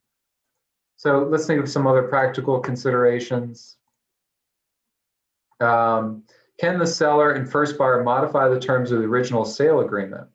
In other words, is the backup status behind the first buyer only to the extent that the terms don't change? Can the backup buyer object to seller concessions given to the first buyer, arguing that the original contract has changed and now they're in first position? And we did answer that. The only scenario where the backup buyer has any rights is when the primary terminates. Now, this next piece is a little weird. So I actually had an agent tell me that she prefers to have multiple backup offers. Can any of you, oh, Kathleen, it's not what you said. Go ahead and raise your hand. Let's see. How do I get you to raise your hand? Allow to talk. Go ahead, Kathleen. What did you say?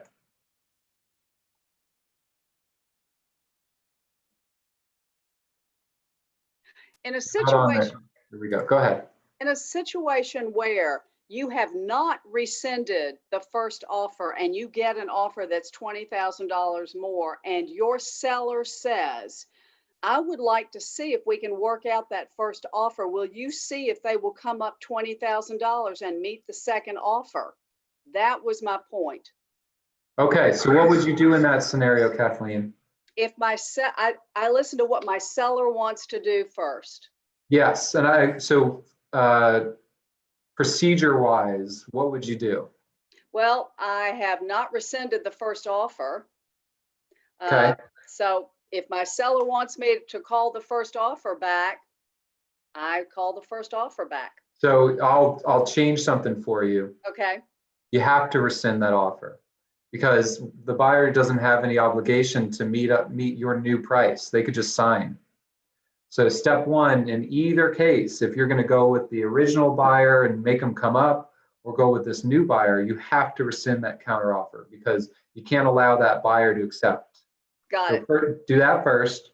And then you call the selling agent and say, hey, we want to work with you. If you can raise your price by 20 grand, we're in.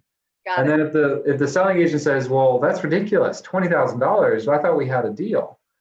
You're like, I'm sorry, we had another offer come in. It's higher, but if you go up 20, it's yours. That's right. And that's what you got to do, Kathleen. I love it. You listened to your seller and you made it happen. Okay. The worst case would be if you reached out to the selling agent and they said, well, we already accepted. That Yeah. would be tough. No Yeah, fun. it would be. May I ask you one more thing? Yeah. Okay, you're talking about an escalation clause, Okay. and I have only seen this once, but they put in the escalation clause and it really didn't mean anything to me until one of them said, and I will make up the difference if the appraisal does not come through. Love those. You ever use that? Nope, because I don't like escalation clauses. I'm going to see if I can give you all of that right now. So I'm going to copy and I'm going to paste it in the chat feature. So give me 1 second. All these screens are annoying.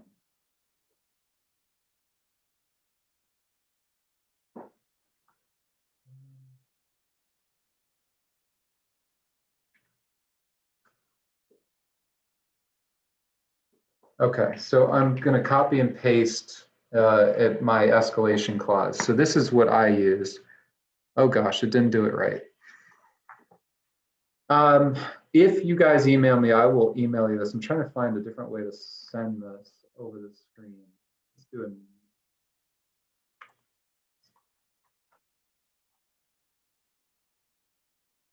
All right, I'm going to share a Word doc with you guys.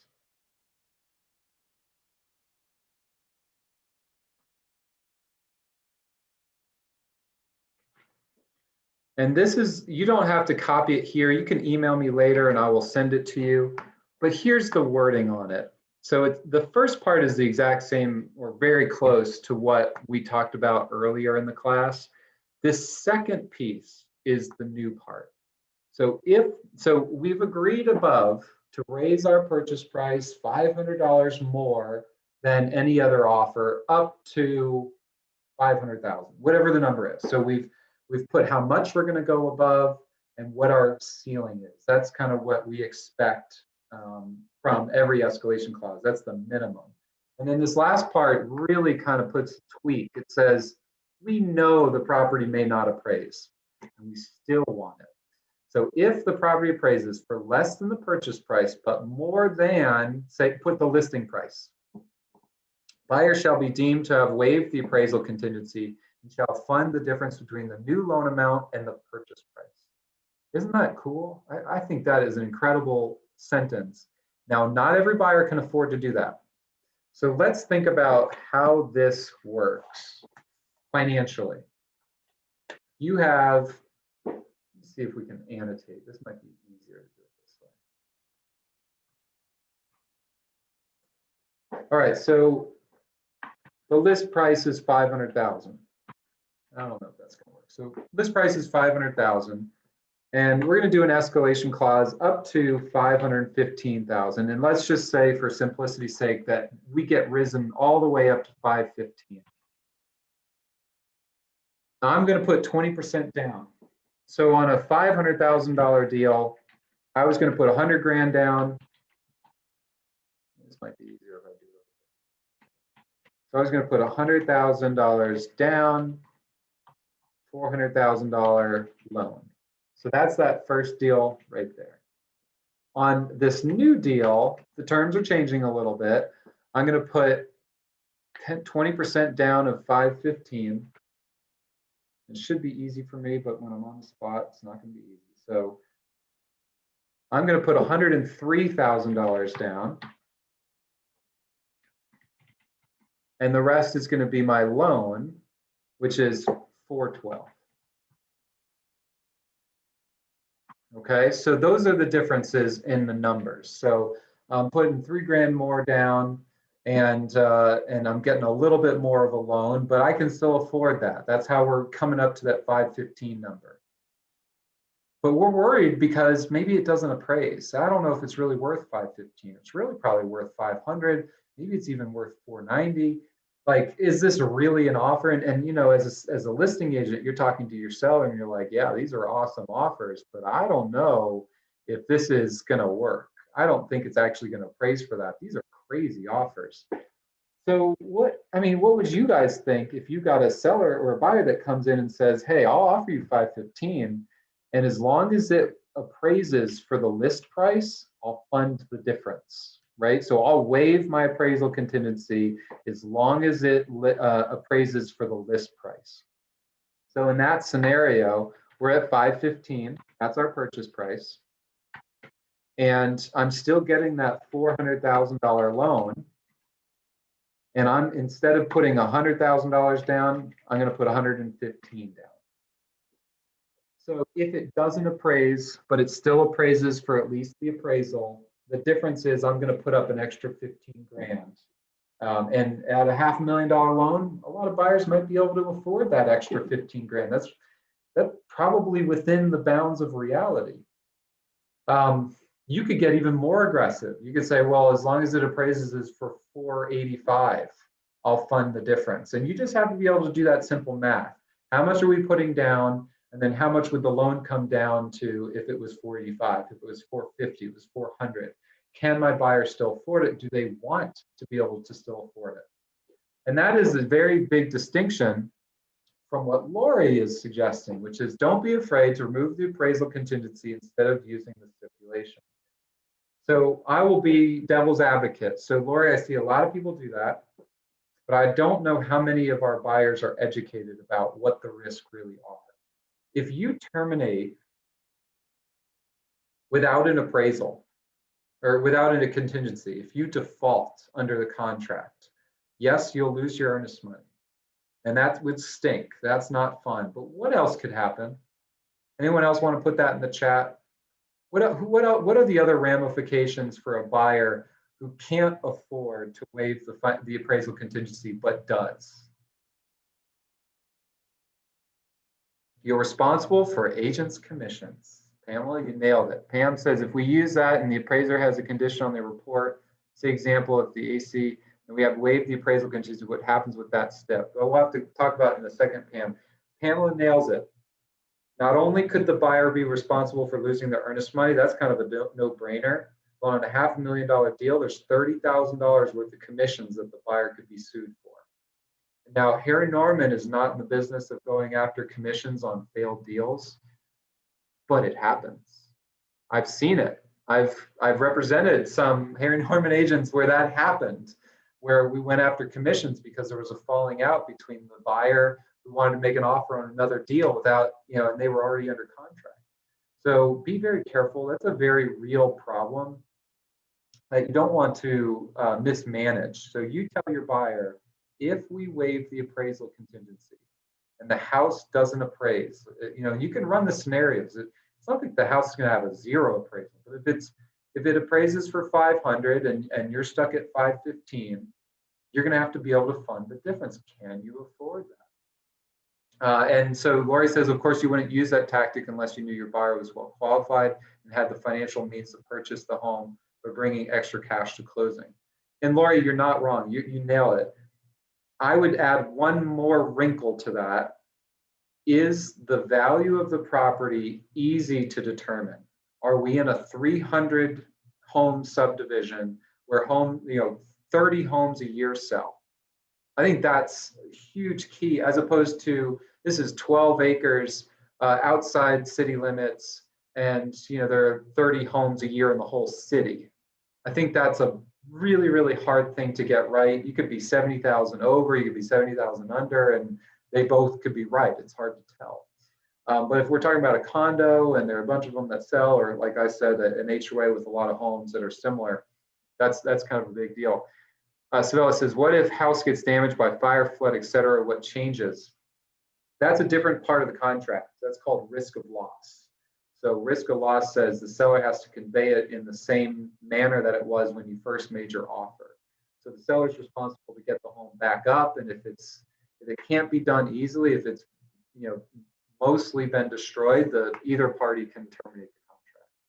So Pam Van Ruin, you say another scenario. So if we use this and the appraisal has a condition, so if we do the appraisal contingency, appraiser sets up a condition that something needs to be fixed, what happens with that step? Well, we're talking about the escalation clause and basically waiving the appraisal contingency for that piece.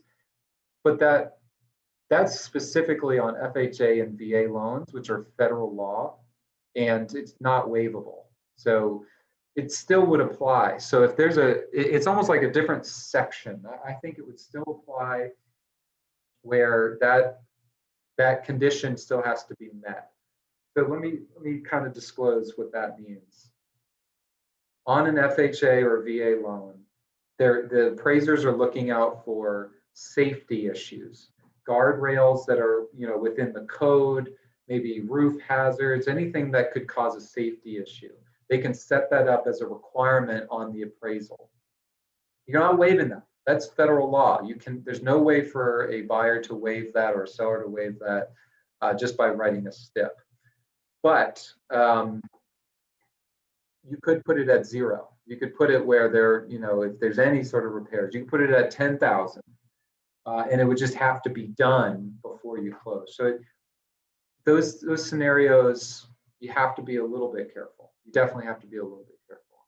Someone else says, my particular case was a conventional appraisal that had the requirements, so the buyer would be responsible for that repair. Yeah, maybe. I think that's right, because you don't have the federal law to kind of back that up and make it go back into the deal. So that makes sense. Trish, you're raising your hand. Let me see if I can get you to ask a question. Hey, I actually, so I worked with Mary Beth and she sent me this exact escalation clause. And I will tell you, we did tweak it a little bit. Yeah, and I think that's a good process. Always always read what you're trying to put in your contract.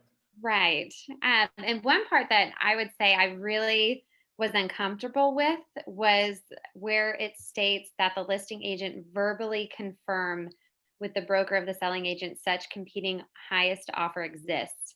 I asked that they provide proof of the offer and that at the end, we had to have a new conforming offer that represented the actual purchase price within, 1 day of going binding. Okay, do you know why Mary Beth has that in there? Well, I like it because it makes it nice and clean. And one, there's proof of verification that there was actually another offer that was just as competitive and does set that purchase price. And for me, just having a conforming, clean copy for all parties involved, it just makes it so much easier going through the process to closing.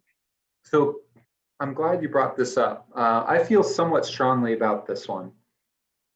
I don't want to verify an offer by reading another contract that's whited out on the deep confidential information. So I don't even know the buyer's name. I don't know anything. And so I'm left with this contract and I'm like, okay, I guess it's right. It's a GAR form, or maybe it's not. And then you start questioning the legitimacy of it that way. Okay. So to me, Trish, I do not ask for a contract to verify that stuff. I don't care, because that is the easiest way for someone to lie to me. What I would prefer is I'm going to call your broker, because Trish, I don't trust you. That's for sure. What we did. I'm sorry. Yeah. So we did ask that the broker handle the contract. Yeah, I love that. Okay. And I don't want to see, I think I'm probably in the minority here. And so if you do it this way, I'll support you 100%. But I've kind of thought this one through. I had an agent tell me that what they would do is, and actually this is a broker, not a Harry Norman broker, but someone who was a longtime agent is now a broker, and said, oh, I would ask for the contract to be brought to the closing table, and that's when I'll review it. Like, no, I don't want any part of that. One, that's the last moment, and you're bringing this to my attention now. Gosh, I don't know. I don't like that. If you're gonna review a contract, I want to review it during due diligence. Mm-hmm. But two, that's an easy way for someone to lie to you or to fib something. But if I call Mary Beth, if I call Shay and I say, Shay, one of your agents has multiple offers on a property, can you verify the next highest offer, because we have an escalation clause, and just verify in writing that you've confirmed that they've got another offer at this amount and at similar contingencies. Right. And I will say we also kind of added verbiage for the net to the seller. So taking into consideration both the closing concessions and all other terms within the contract. Yeah, and that's just another definition for it. Yeah, I think the net, or just all the similar terms and conditions. I think terms and conditions is listed in mine. But that's just my opinion. I think you could do it anyway. I know people have had a lot of success reviewing contracts. And then the other part you talked about was the conforming copy. You don't have to put that in the special stipulation, because it's already in your contract. So already in the contract, either party can request a conforming copy or some sort of amendment just confirming the purchase price. So you could take that part out, you could leave it in, it doesn't really change it either way. But I like the idea of, we need an amendment saying what the actual price is, or a conforming copy as to the actual price. I love that. And Savella, she says that sometimes the agent is the broker. Had that happened before, at that point, if you don't trust them, don't do the deal. And that's your buyer's decision. It's not really something you can verify anymore. You can say, hey, I've asked, it's the broker, should be, or he should be more trustworthy, but that's not always the case. I don't have any experience with this person. I can ask for a contract that we can review and double check. In that scenario, maybe the other option is, hey, I want the right to know who the other agent was, so I can verify. Maybe that's within their firm too. I don't know. It gets really tricky really quickly. that's why we don't like escalation clauses. I'd rather give your best offer and just lose out if you're a couple dollars less. Your offer should be more than just the total purchase price. We're going to take a break, and then we'll spend the last 40 minutes or 35 minutes just kind of cleaning some of this stuff up, looking at the forms, and hopefully having all of your questions answered in this last piece. Before I let you go for your little 10-minute break, I've gotten a lot of emails from you guys already on the application, so that means a lot of you have done it already. Remember to go on campbellbrandon.com/learn, fill out your information, scroll down. Some people will not scroll down, they'll just kind of get stuck with this big picture on the top. But scroll down, pick multiple offers, name, license number, email, fill out the survey, and then submit it and sign through DocuSign. So hopefully that you'll have success doing that, and I'll double check that everyone's able to get that submitted before I submit applications. So go ahead and take a break. We're going to come back at 12:25. Thanks, guys.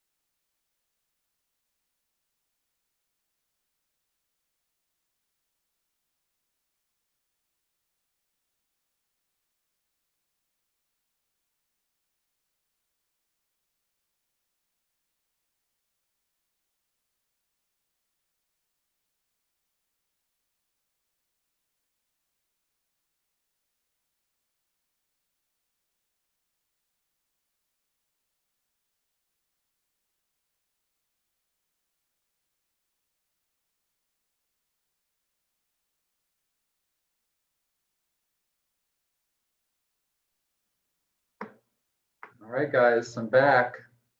This is the last leg of it. Let's see if we can get you some credit. So hopefully you'll learn something from this class. I always love this class because multiple offers, there's so many different ways to do it, but what you need to know is what the options are. What are your options to make people feel like you're listening to them? What are the options to make sure that you're maintaining your reputation? All really, really important stuff and somewhat difficult to manage at times. So let me see if I can get it set back up. If anyone's having trouble with the application, I got a couple emails from people saying that they were having trouble seeing it. You have to type in, you have to go directly to the website. You can't do a Google search and you can't find it by going through the kind of the back and forth, you know, I think it was through Google or just looking through all the tools in the website, the different resources. You're not going to find it that way. So you go directly to campbellandbrandon.com/learn. Let's see, give me 1 second.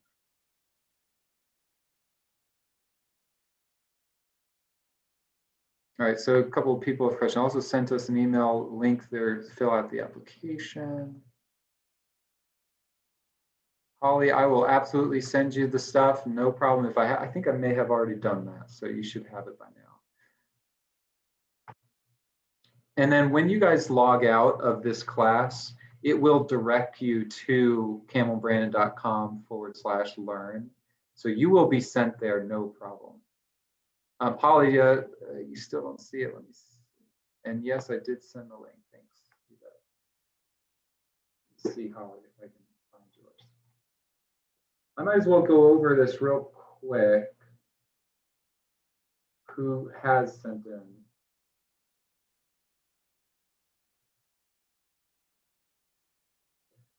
Holly, I sent it to you at 11:20 a.m. I'll send it again.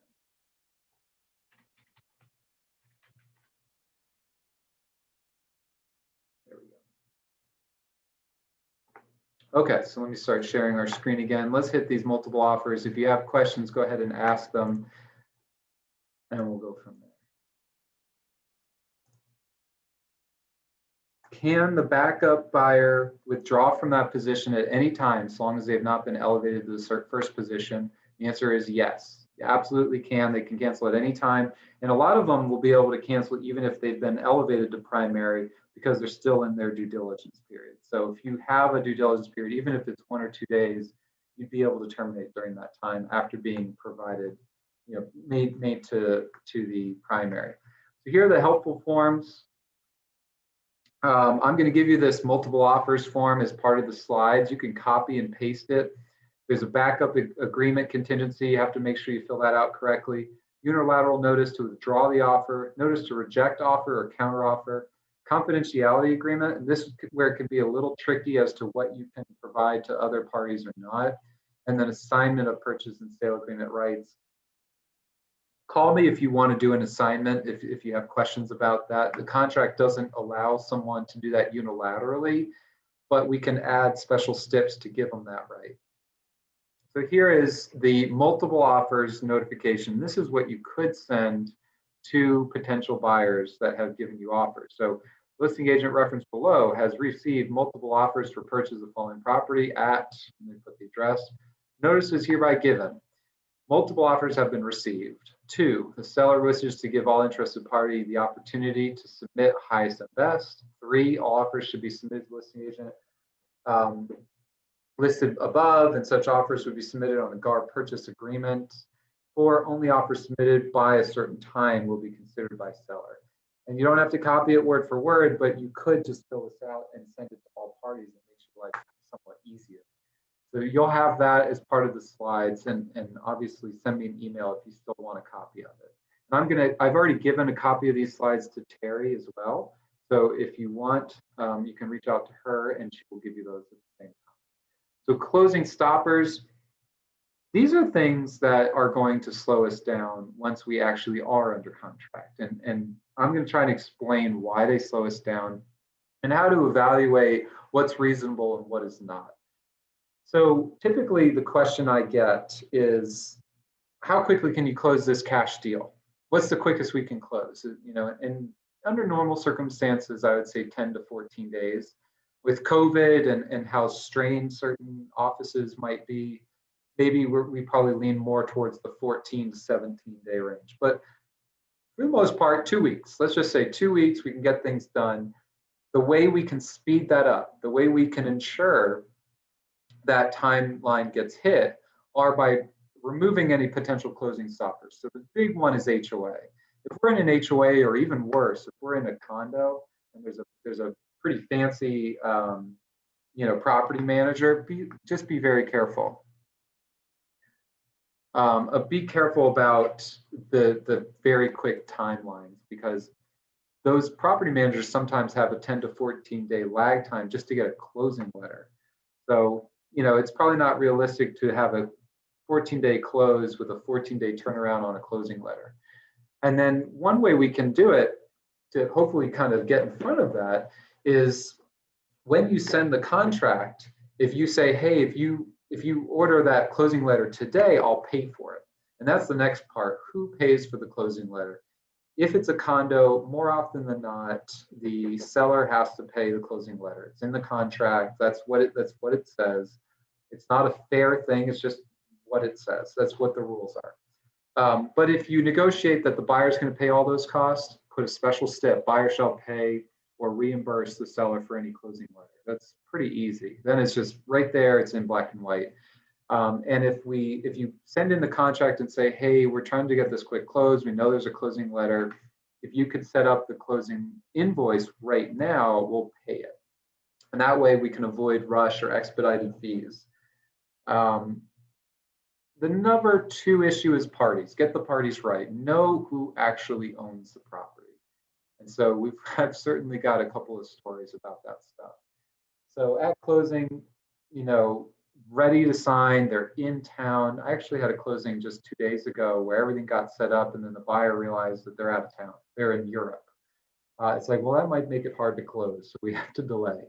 And so it's the same thing with the sellers. If the sellers are in New York, well, we have to be considerate of, it's going to take a week to get the title review back, and then it's going to take a week to coordinate the seller signing remotely or a power of attorney or something like that.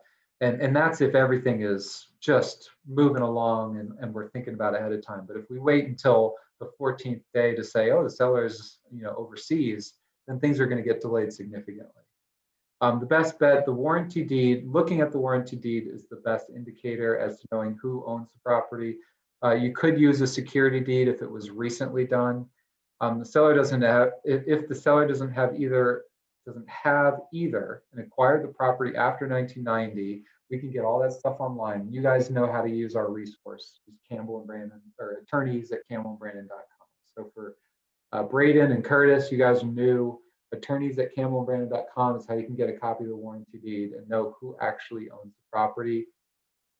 Don't trust FMLS. Do not trust Realist. Do not trust the tax assessor website, because it is it's 50% of the time it's wrong. And you don't want that 50% of the time to affect you. So in order to view the documents site, you have to have a membership. You can reach out to us and we'll help you with it. So some of the tricky situations.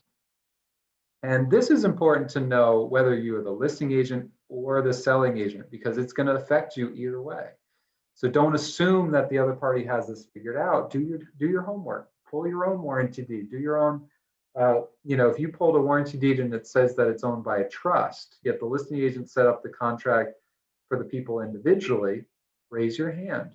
Hey, what's going on here? This is the deed that I have saying it's in the trust, but you said you didn't do it that way. Is there a reason? Maybe there's been a more recent quitclaim deed. Maybe there's a reason why it wasn't done that way.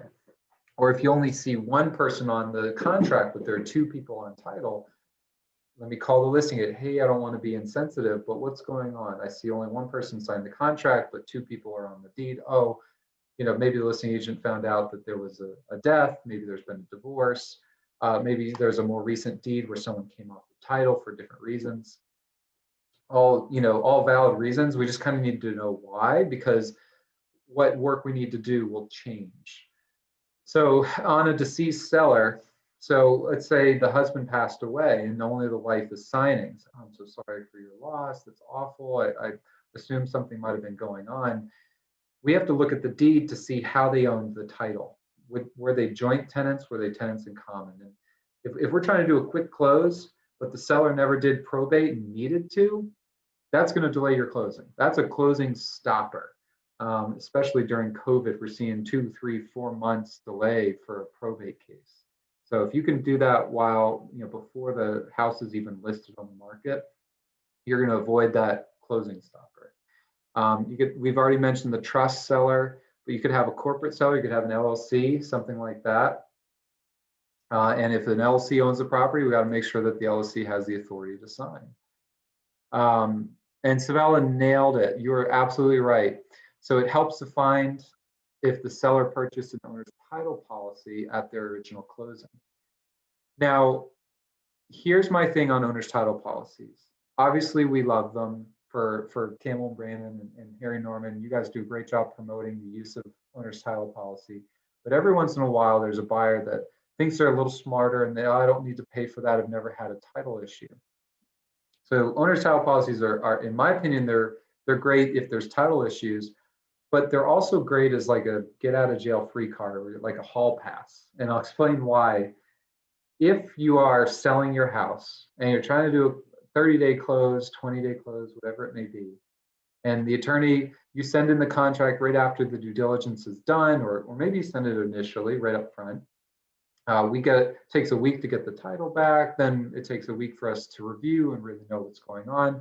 And then we're 2 weeks out from closing and we notify that there's a title issue. There's something on there, there's an old loan, there's a lien that wasn't taken care of on the last purchase. What do? We got to get it canceled. Well, there's a get out of jail free card, owner's title policy. Seller says, hey, I've got a copy of my owner's title policy. Does that help? Yes. Most of the time, that is the solution. It's saying that, well, someone else is already on the hook for this open loan that wasn't canceled. Maybe it was paid, maybe it wasn't, but someone else is on the hook. We can close. It is an amazing tool, especially if you're under contract to buy another house and you needed to sell this one first. If you're all packed up and everything's in boxes and you don't know, and they're saying you got to figure out where this old loan is and you got to call the old attorney or whatever it is. No one wants to deal with that. You want an insurance policy that ensures that you have clear title. And it's just amazing how much that helps. So even if you're not aware of many clients that are using their title policy for title issues, and I certainly have seen it. I mean, every year I've got 5, 6 of them going on at any time where there are title issues.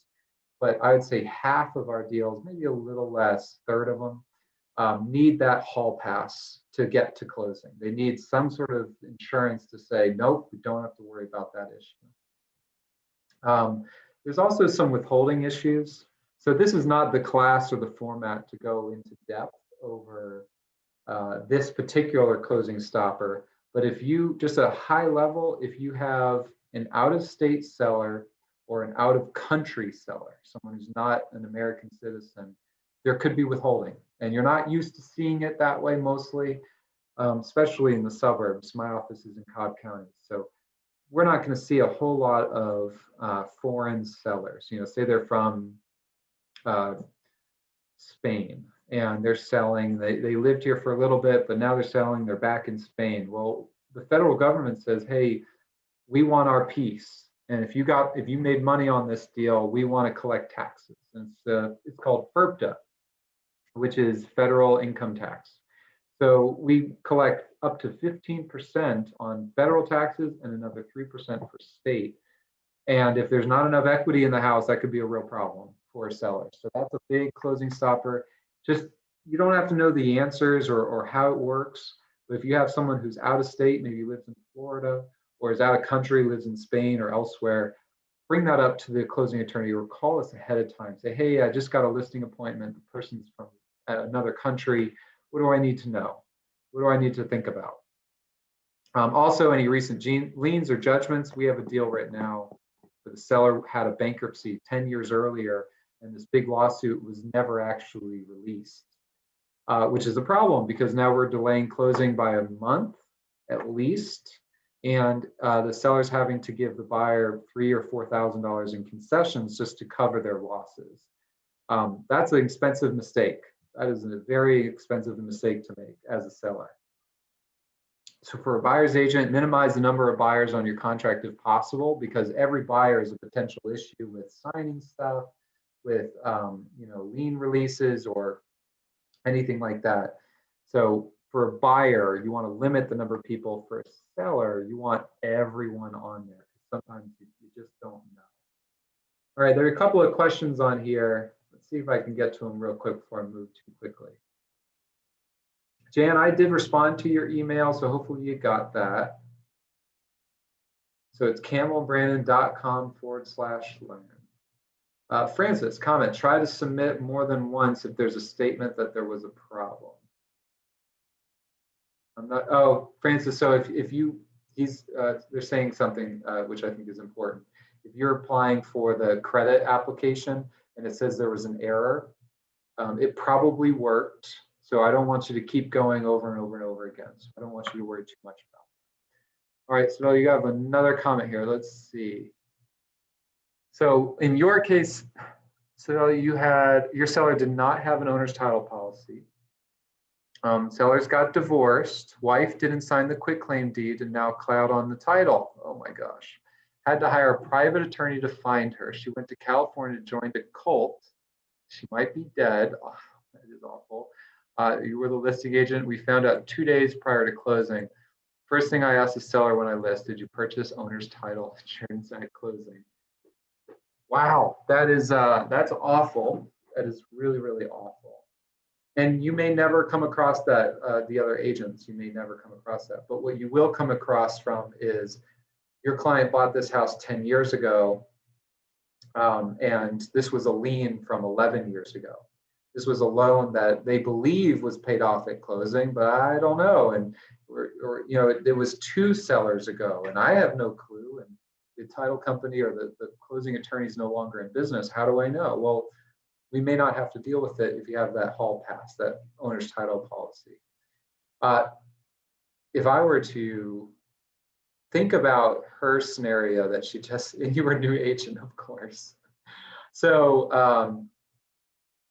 if I were to think about that scenario, what I would have done, there are a couple of scenarios that I would highlight for new agents or an agent that's been doing it for 30 years. Number one, before I even get the listing, I want to review the warranty deed. And in that scenario, we would have seen that the husband and wife are still on title. And when you went to the listing or before you signed it up, but you talk to the husband, who's the only one that's there, and you say, well, what about Joanne? She's on title too. Who's that? Who's Joanne? Where is she? And he tells you the sob story of that she left and I haven't heard from her in years and I don't know where she is. Oh my gosh, well, she's still on title.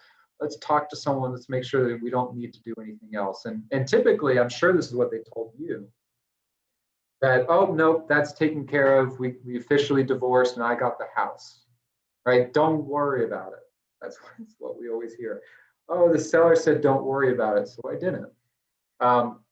I would just suggest you go an extra step. So you've pulled the warranty deed. You've asked the seller this scenario, what's happened. Now we're going to go back and we're going to talk to the attorney. We're going to pull the divorce decree. We're going to double check what the language says. And most of the time, the language in the settlement agreement says the wife shall sign a quitclaim deed and release all of her interest in the property. That's great. That's what we wanted to say. But then they actually have to do it. And we have to find that warranty deed and make sure that it was recorded. Sometimes, this is crazy. Sometimes the seller has it in their desk drawer and it's not been recorded. Oh yeah, she signed it, I've got it. It's right over here. They pick it up and there it is. That's a lot of fun. And so in your case, that was a problem. That was never done. The seller just assumed it was done. No one ever followed up on it. And I don't blame the seller because they don't usually know how this stuff works. But you got to make that extra step. call the attorney and say, hey, I got this new listing. What do I do? Can you double check it? Because I don't want to spend the next 6 months and not make any money off of it. You don't think it's my problem, but as an agent, you need to make sure things are okay. You're right. It wasn't your fault.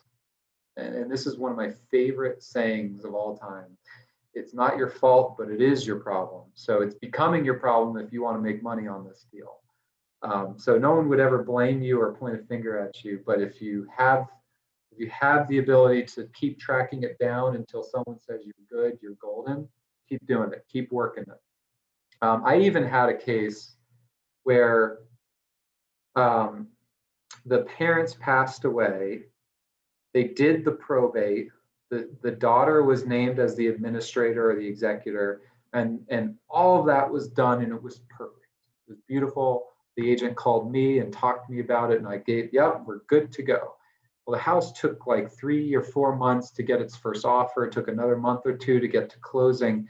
And by the time that happened, the mortgage had gone up because it was a reverse mortgage. So there was no more equity in the house.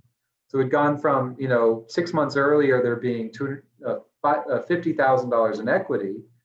6 months go by and now there's zero in equity after you've paid commissions and all that other stuff. And now the sellers are saying, well, I'll just hand it over to the bank.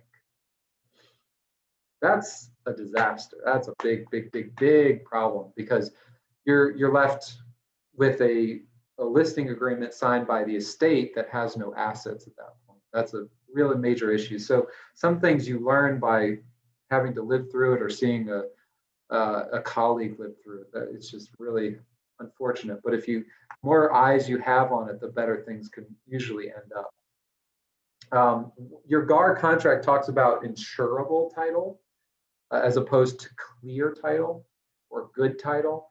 And your standard is insurable title, that even if there is a cloud on title, like an old loan that was never canceled, well, if a new insurance company will insure because the seller had a prior owner's title policy, they call it reinsure.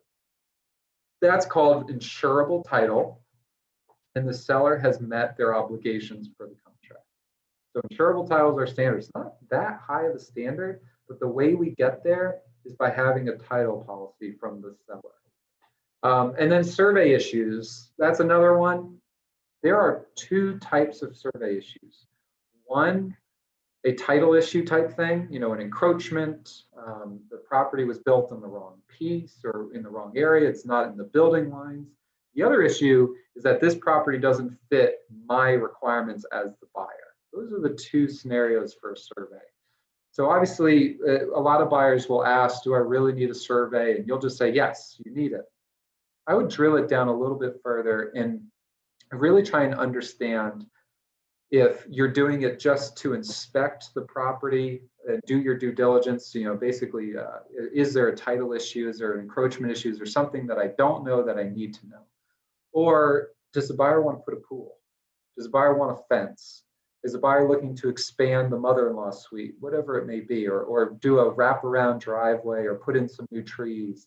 If they're intending to verify that this property is fit for their purposes, they need that survey for that reason, as opposed to just doing some good due diligence. And then, you have up until closing to submit your written statement of objections. You can say, hey, we've got an issue with the survey. It's showing that the driveway is encroaching on the neighbor's house. And we can delay closing and all of that. If you are faced with one of those title issues, one of those contract stoppers, we have some scenarios, some things that we can use. We can mutually extend the contract. We can unilaterally extend the contract in certain small circumstances. This is a language for reviving a contract, but I'm not a fan of reviving contracts because there are a lot of litigators that would argue you can't revive a dead contract. So if you've terminated, the contract's void. Reviving it probably isn't enough. I think you have to have a brand new contract. But that's a litigation issue. That's if you're worried about ending up in court, you need to do a new contract. You can't just depend on a special step. Or you could do amendments. There are a lot of scenarios, a lot of different tips and tricks, but ultimately it depends on whether the lender will accept it. So these are some scenarios that you could do. Maybe there's some incomplete repairs or construction. Maybe the seller wants to give some concessions for closing costs or otherwise, or paying a vendor directly. Maybe we need to pay it at closing. Just talk to the lender. Make sure that they've met all their requirements, that you can accept that much in closing costs, that you have that much in closing costs, and that if we're going to pay a flooring vendor at closing, that the lender will accept that. We all know about wires. Anything over 5,000 has to be wired. The administration fees, and it's your client that pays your flat fees, not the other party. Purchaser compromises loan by making large purchase or quitting the job. That's a problem. I'll talk about a scenario. It was a wild scenario. Basically, I can't blame a buyer for doing this. I really can't. So the issue is that we always tell our buyers, don't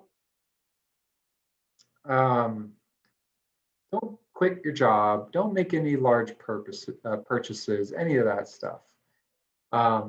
Basically, we want you to keep your financial status the same, right? So that's our standard, and that's what we always tell people. That's what the lender tells them.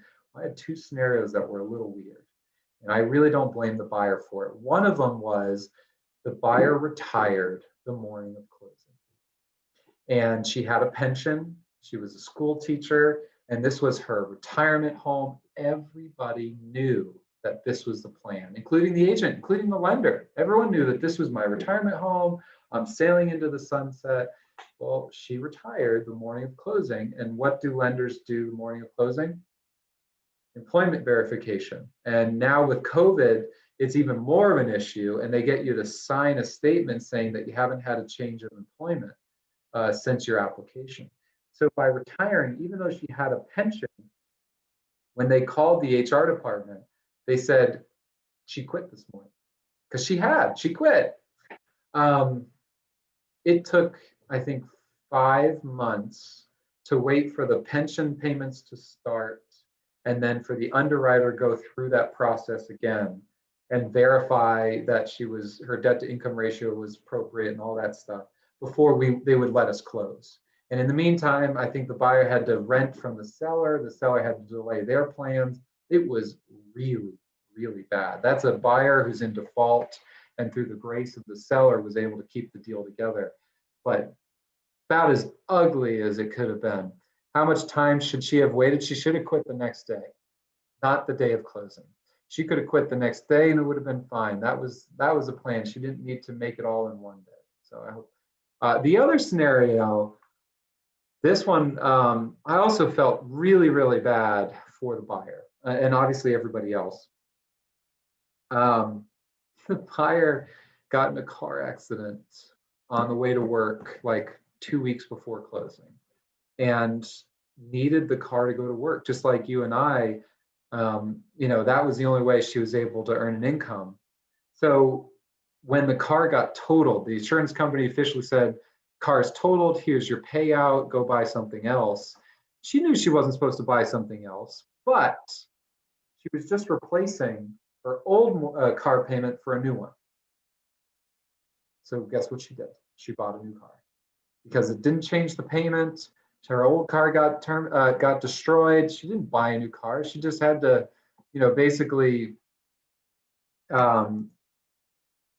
Brandon, let's see if you're back on here. Let's see if I can change you to something else. It's okay.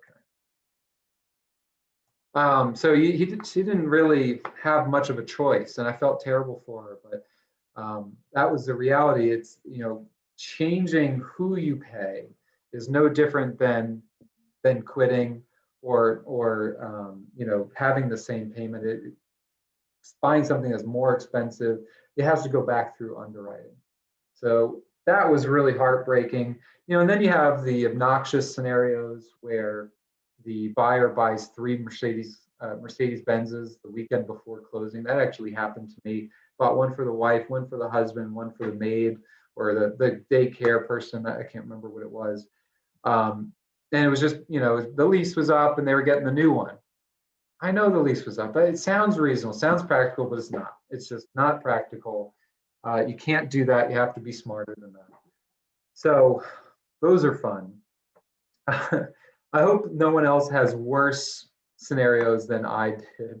Does anyone want to offer something that was a closing stopper and maybe suggest a solution or something that you're doing anything different? Yeah, Savella, on yours, absolutely. If you're going to make a change, if you're going to buy a car, if you're going to buy a bunch of furniture, wait until after closing, because the underwriter just wants you to verify it up until closing. Let's see, Nick wants to talk. Go ahead, Nick. And Kathleen, you want to go ahead and ask something? Yes, Not asking, just be very careful about a divorce situation. I had an extremely difficult one where a New York judge had to declare the ex-wife's portion null and void because she would not sign anything that she promised to sign, because she went back to her very remote location and wouldn't sign anything. So had to go before a New York judge and declare her portion of it. And it was a nightmare, to the point that I told this nice guy he was not allowed to remarry unless I approved of the woman, because I knew she was crazy the first time I met her. Men, be careful. Put that in the listing agreement. Yeah, divorces, every time I think I've got the formula for how to handle a divorce on the real estate side, I get reminded that I have no clue what I'm doing. You can hit this stuff ahead of time.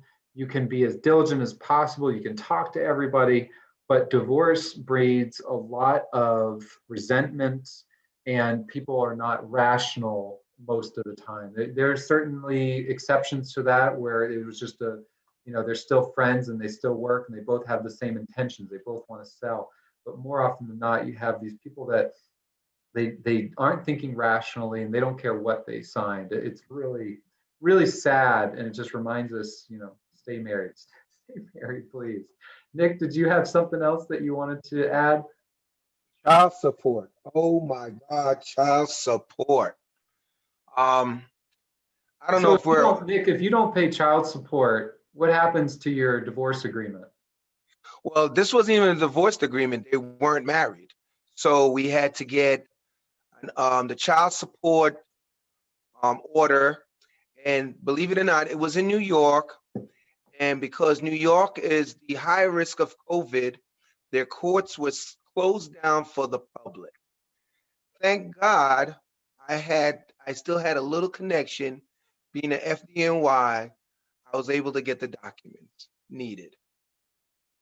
But it still delayed my deal for 60 days. Oh, Yeah, so God. here's the thing. Oh, Here's how title works.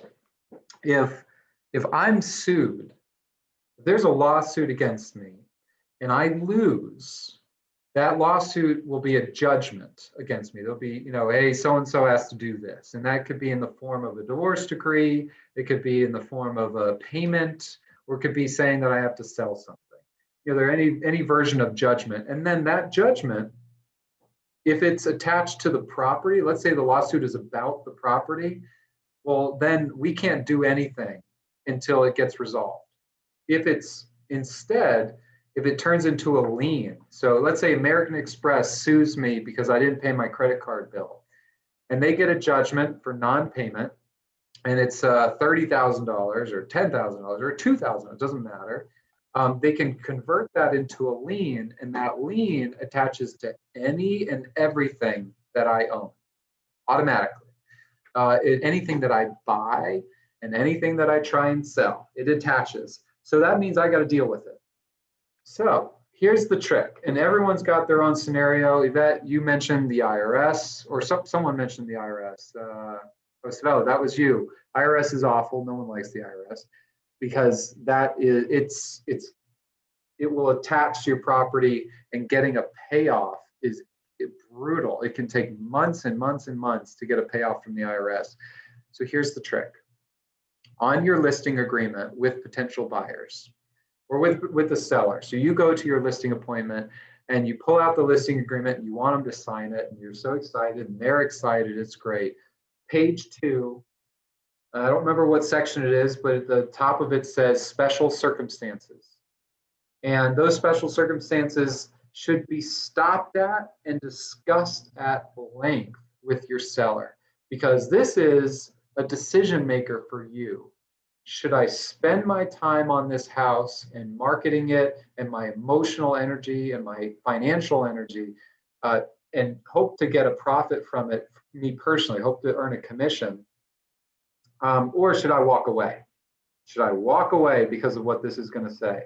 And so the special circumstances include divorce, death, a mortgage of like a short sale, a foreclosure. Maybe there's, and then it has other, and you really highlight that other.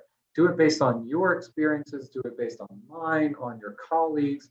And you know, I'm gonna, you know, this is my last story and then we'll stop for the class. When I was in law school, they had this competition called Alternative Dispute Resolution. It's a fun competition for, you know, law students. And there are 2 different versions of them, but the one I'll tell you about was you and a partner meet with a potential client and have to decide whether you're going to represent them or not. And you have to dig all this information from them. And based on that conversation, you're going to get judged on whether you said yes or no. Should I hire them, or should I let them hire me or not? And for me and my partner, we'd never done this before. We're all excited and we're very confident. We meet this, it's an actress. She comes in and she says that her son has been touched inappropriately at school, and she's hysterical. Now, this is all pretend, so don't take it too seriously, but there was something at school that happened. We asked who, and she answered that. We asked when this was and where was it. It was at school. And she's bawling her eyes out, because at my law school, they would hire professional actresses and actors to do this. It was really kind of neat. And we're like, oh my gosh, this, and there are 3 judges kind of over our shoulders listening to everything we say. And so it's okay, well, we would love to represent you. We think we can have some good success on this in this case, and we'll get you some sort of resolution. You know, we'll at least, you know, get this known that this is happening, and hopefully get you some restitution. And we're all excited. We send the person out. We think we did a great job. We handle it with kid gloves. And the judges failed us. He said, nope, F. And I kind of freaked out, like, what are you talking about, F? He goes, well, you didn't approach the gorilla in the room, the elephant in the room. You never even asked the hard question. Or as the opposite of what I said at the beginning of this class, you didn't swing with your biggest bat. Tell me exactly what happened. Because I cannot make a good decision as to whether I should let you hire me or not if you don't tell me what's really going on. I had an agent call me once that said, I was doing the walkthrough and the husband's clothes were all gone. The husband was not in any of the pictures, but he's on title. And I know there's a husband, but wait, like, where is he? And I said, well, did you ask? She said, oh no, that'd be way too inappropriate. No, it's not. It's not inappropriate, I promise you. Ask. You need to ask that, because what the next 6 months of your life is going to look like, you already know. You're going to take on this listing, you're going to spend money, you're going to be there every other day and on some weekends. You're going to be negotiating on offers, and if you find out 2 weeks before closing that there was a divorce and you should have asked and you should have known to ask early on, you have only yourself to blame. And that would be awful. I've seen it with bankruptcies. I have one right now on a bankruptcy that this should have been dealt with 90 days ago. Divorces are never solved. The big thing is that the husband and wife are still talking, that you're not the mediator because you're not charging enough. I don't care what your commission is. It's, you know, I don't care if it's a $3 million house and you're making 3% or 6%, be very, very, very careful about that. So ask the tough questions, stop at the special circumstances, because that's how you avoid those closing stoppers. You don't need to know the solution. You need to know the issue, and I call it issue spotting. So if you can identify the issue, you're going to be great. You're going to be awesome. All right, so we're done with today's class. Remember, and Brandon, you did get kicked off for a second. So I don't think it was very long. It'll just stay on for a couple minutes afterwards and you'll be fine. You need 180 total minutes, net. You need 180 minutes. So if you're at 177, stay on for another 4 or 5 minutes and get to that 180 number at least. So you should know when you logged in. If you logged out for a couple of times, you'll be okay. You'll be just fine.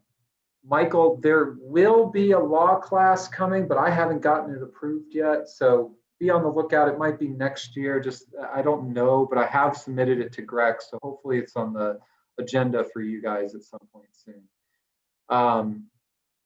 Savella, you've made a lot of good points today. I really appreciate you helping. Debbie says, in the community association disclosure, there's a section called amounts to be paid by buyer. Seller warrants at closing that the buyer should be required to pay no more than blank. We could do a whole class on this form by itself. For all transfer initiation admin fees, is it the seller's responsibility to fill in an amount? Is there anything I need to be worried about when it's left blank by the selling agent? Should I tell a selling agent to fill it in? I heard this can be a closing stopper. Yes. Debbie, you may want to just call me or email me, but if the seller is obligated to disclose the fees of the HOA. As long as they disclose it in that blank line, they've met their requirements. If they don't disclose it, the seller's going to have to pay. So it's not a closing stopper, but it's going to ruin your relationship with the seller. If you didn't know to put something in that line, they're going to think you should have, and you're going to feel obligated to pay for it, and you're not going to want to. So it's a tough one. Maria, you're welcome. You're so welcome. I will offer as many as I can. Don't you worry. It has been busy, so I hope you guys are busy as well. And obviously, as things open up, as things slow down, we'll be able to give even more classes. My thinking on these classes may not always be able to do 3-hour CEs. But I'm going to try and do a lot of lunch and learns for you guys. Not the lunch part, but I can do a lot of learning. And we'll constrict it down to like 30 minutes or 60 minutes or something so that you can do more of these. And y'all, you're very welcome. Jan, you're welcome. Don't forget to do the camelbrandon.com/learn. Definitely don't forget to do that. If you have any trouble, I don't want you to freak out. I will reach out to you and I'll help you fill it in. Don't worry about that. Cindy, don't worry if you got knocked off too. I can still see your message. You just need to be total 180 minutes. How do you prevent having to pay the hot letter twice? He's talking about HOA. I like calling it the hot letter. That actually works for me. I don't know of a way to avoid it. Michael's talking about if you pay for a closing letter, you pay $250 and that deal falls apart, and you go under contract with a new buyer, do you have to pay $250 again? Sometimes you do. You're going to tell your seller this is normal, even though it sucks. It may not be your fault, it is your problem, that saying again. So sometimes we can reuse a closing letter if it was really recent. Sometimes we can't. You know, if it's a condo and dues are paid monthly and it's now into a new month, I'm going to need a new closing letter. And maybe you can negotiate some sort of reduced payment, but every condo, every property manager are all a little bit different. Pam, you're welcome. Carol, you're welcome. Lindsay, you're welcome. Heidi, of course. Curtis, thanks everyone. Congrats, Curtis, on being a new realtor. That's good. All right, David's out.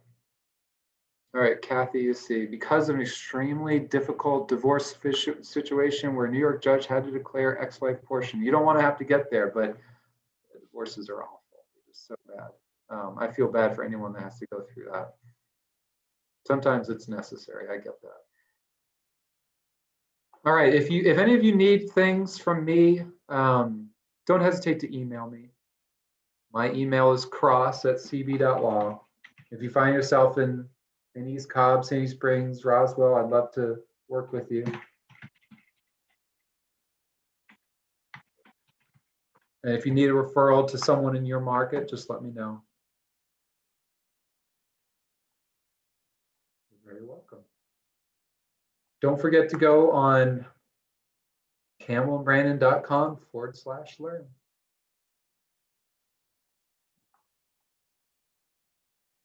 There it is, application for continuing education.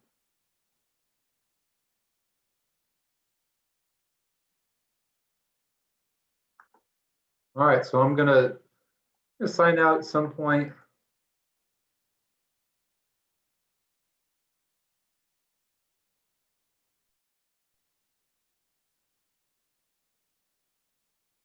Jim, I do see you on there. I'll have to double check how long the system was recording you, but I can't do that until the session ends. So I'll leave the session open for another 10 minutes, just in case you got in late or we're off for 10 minutes here or there.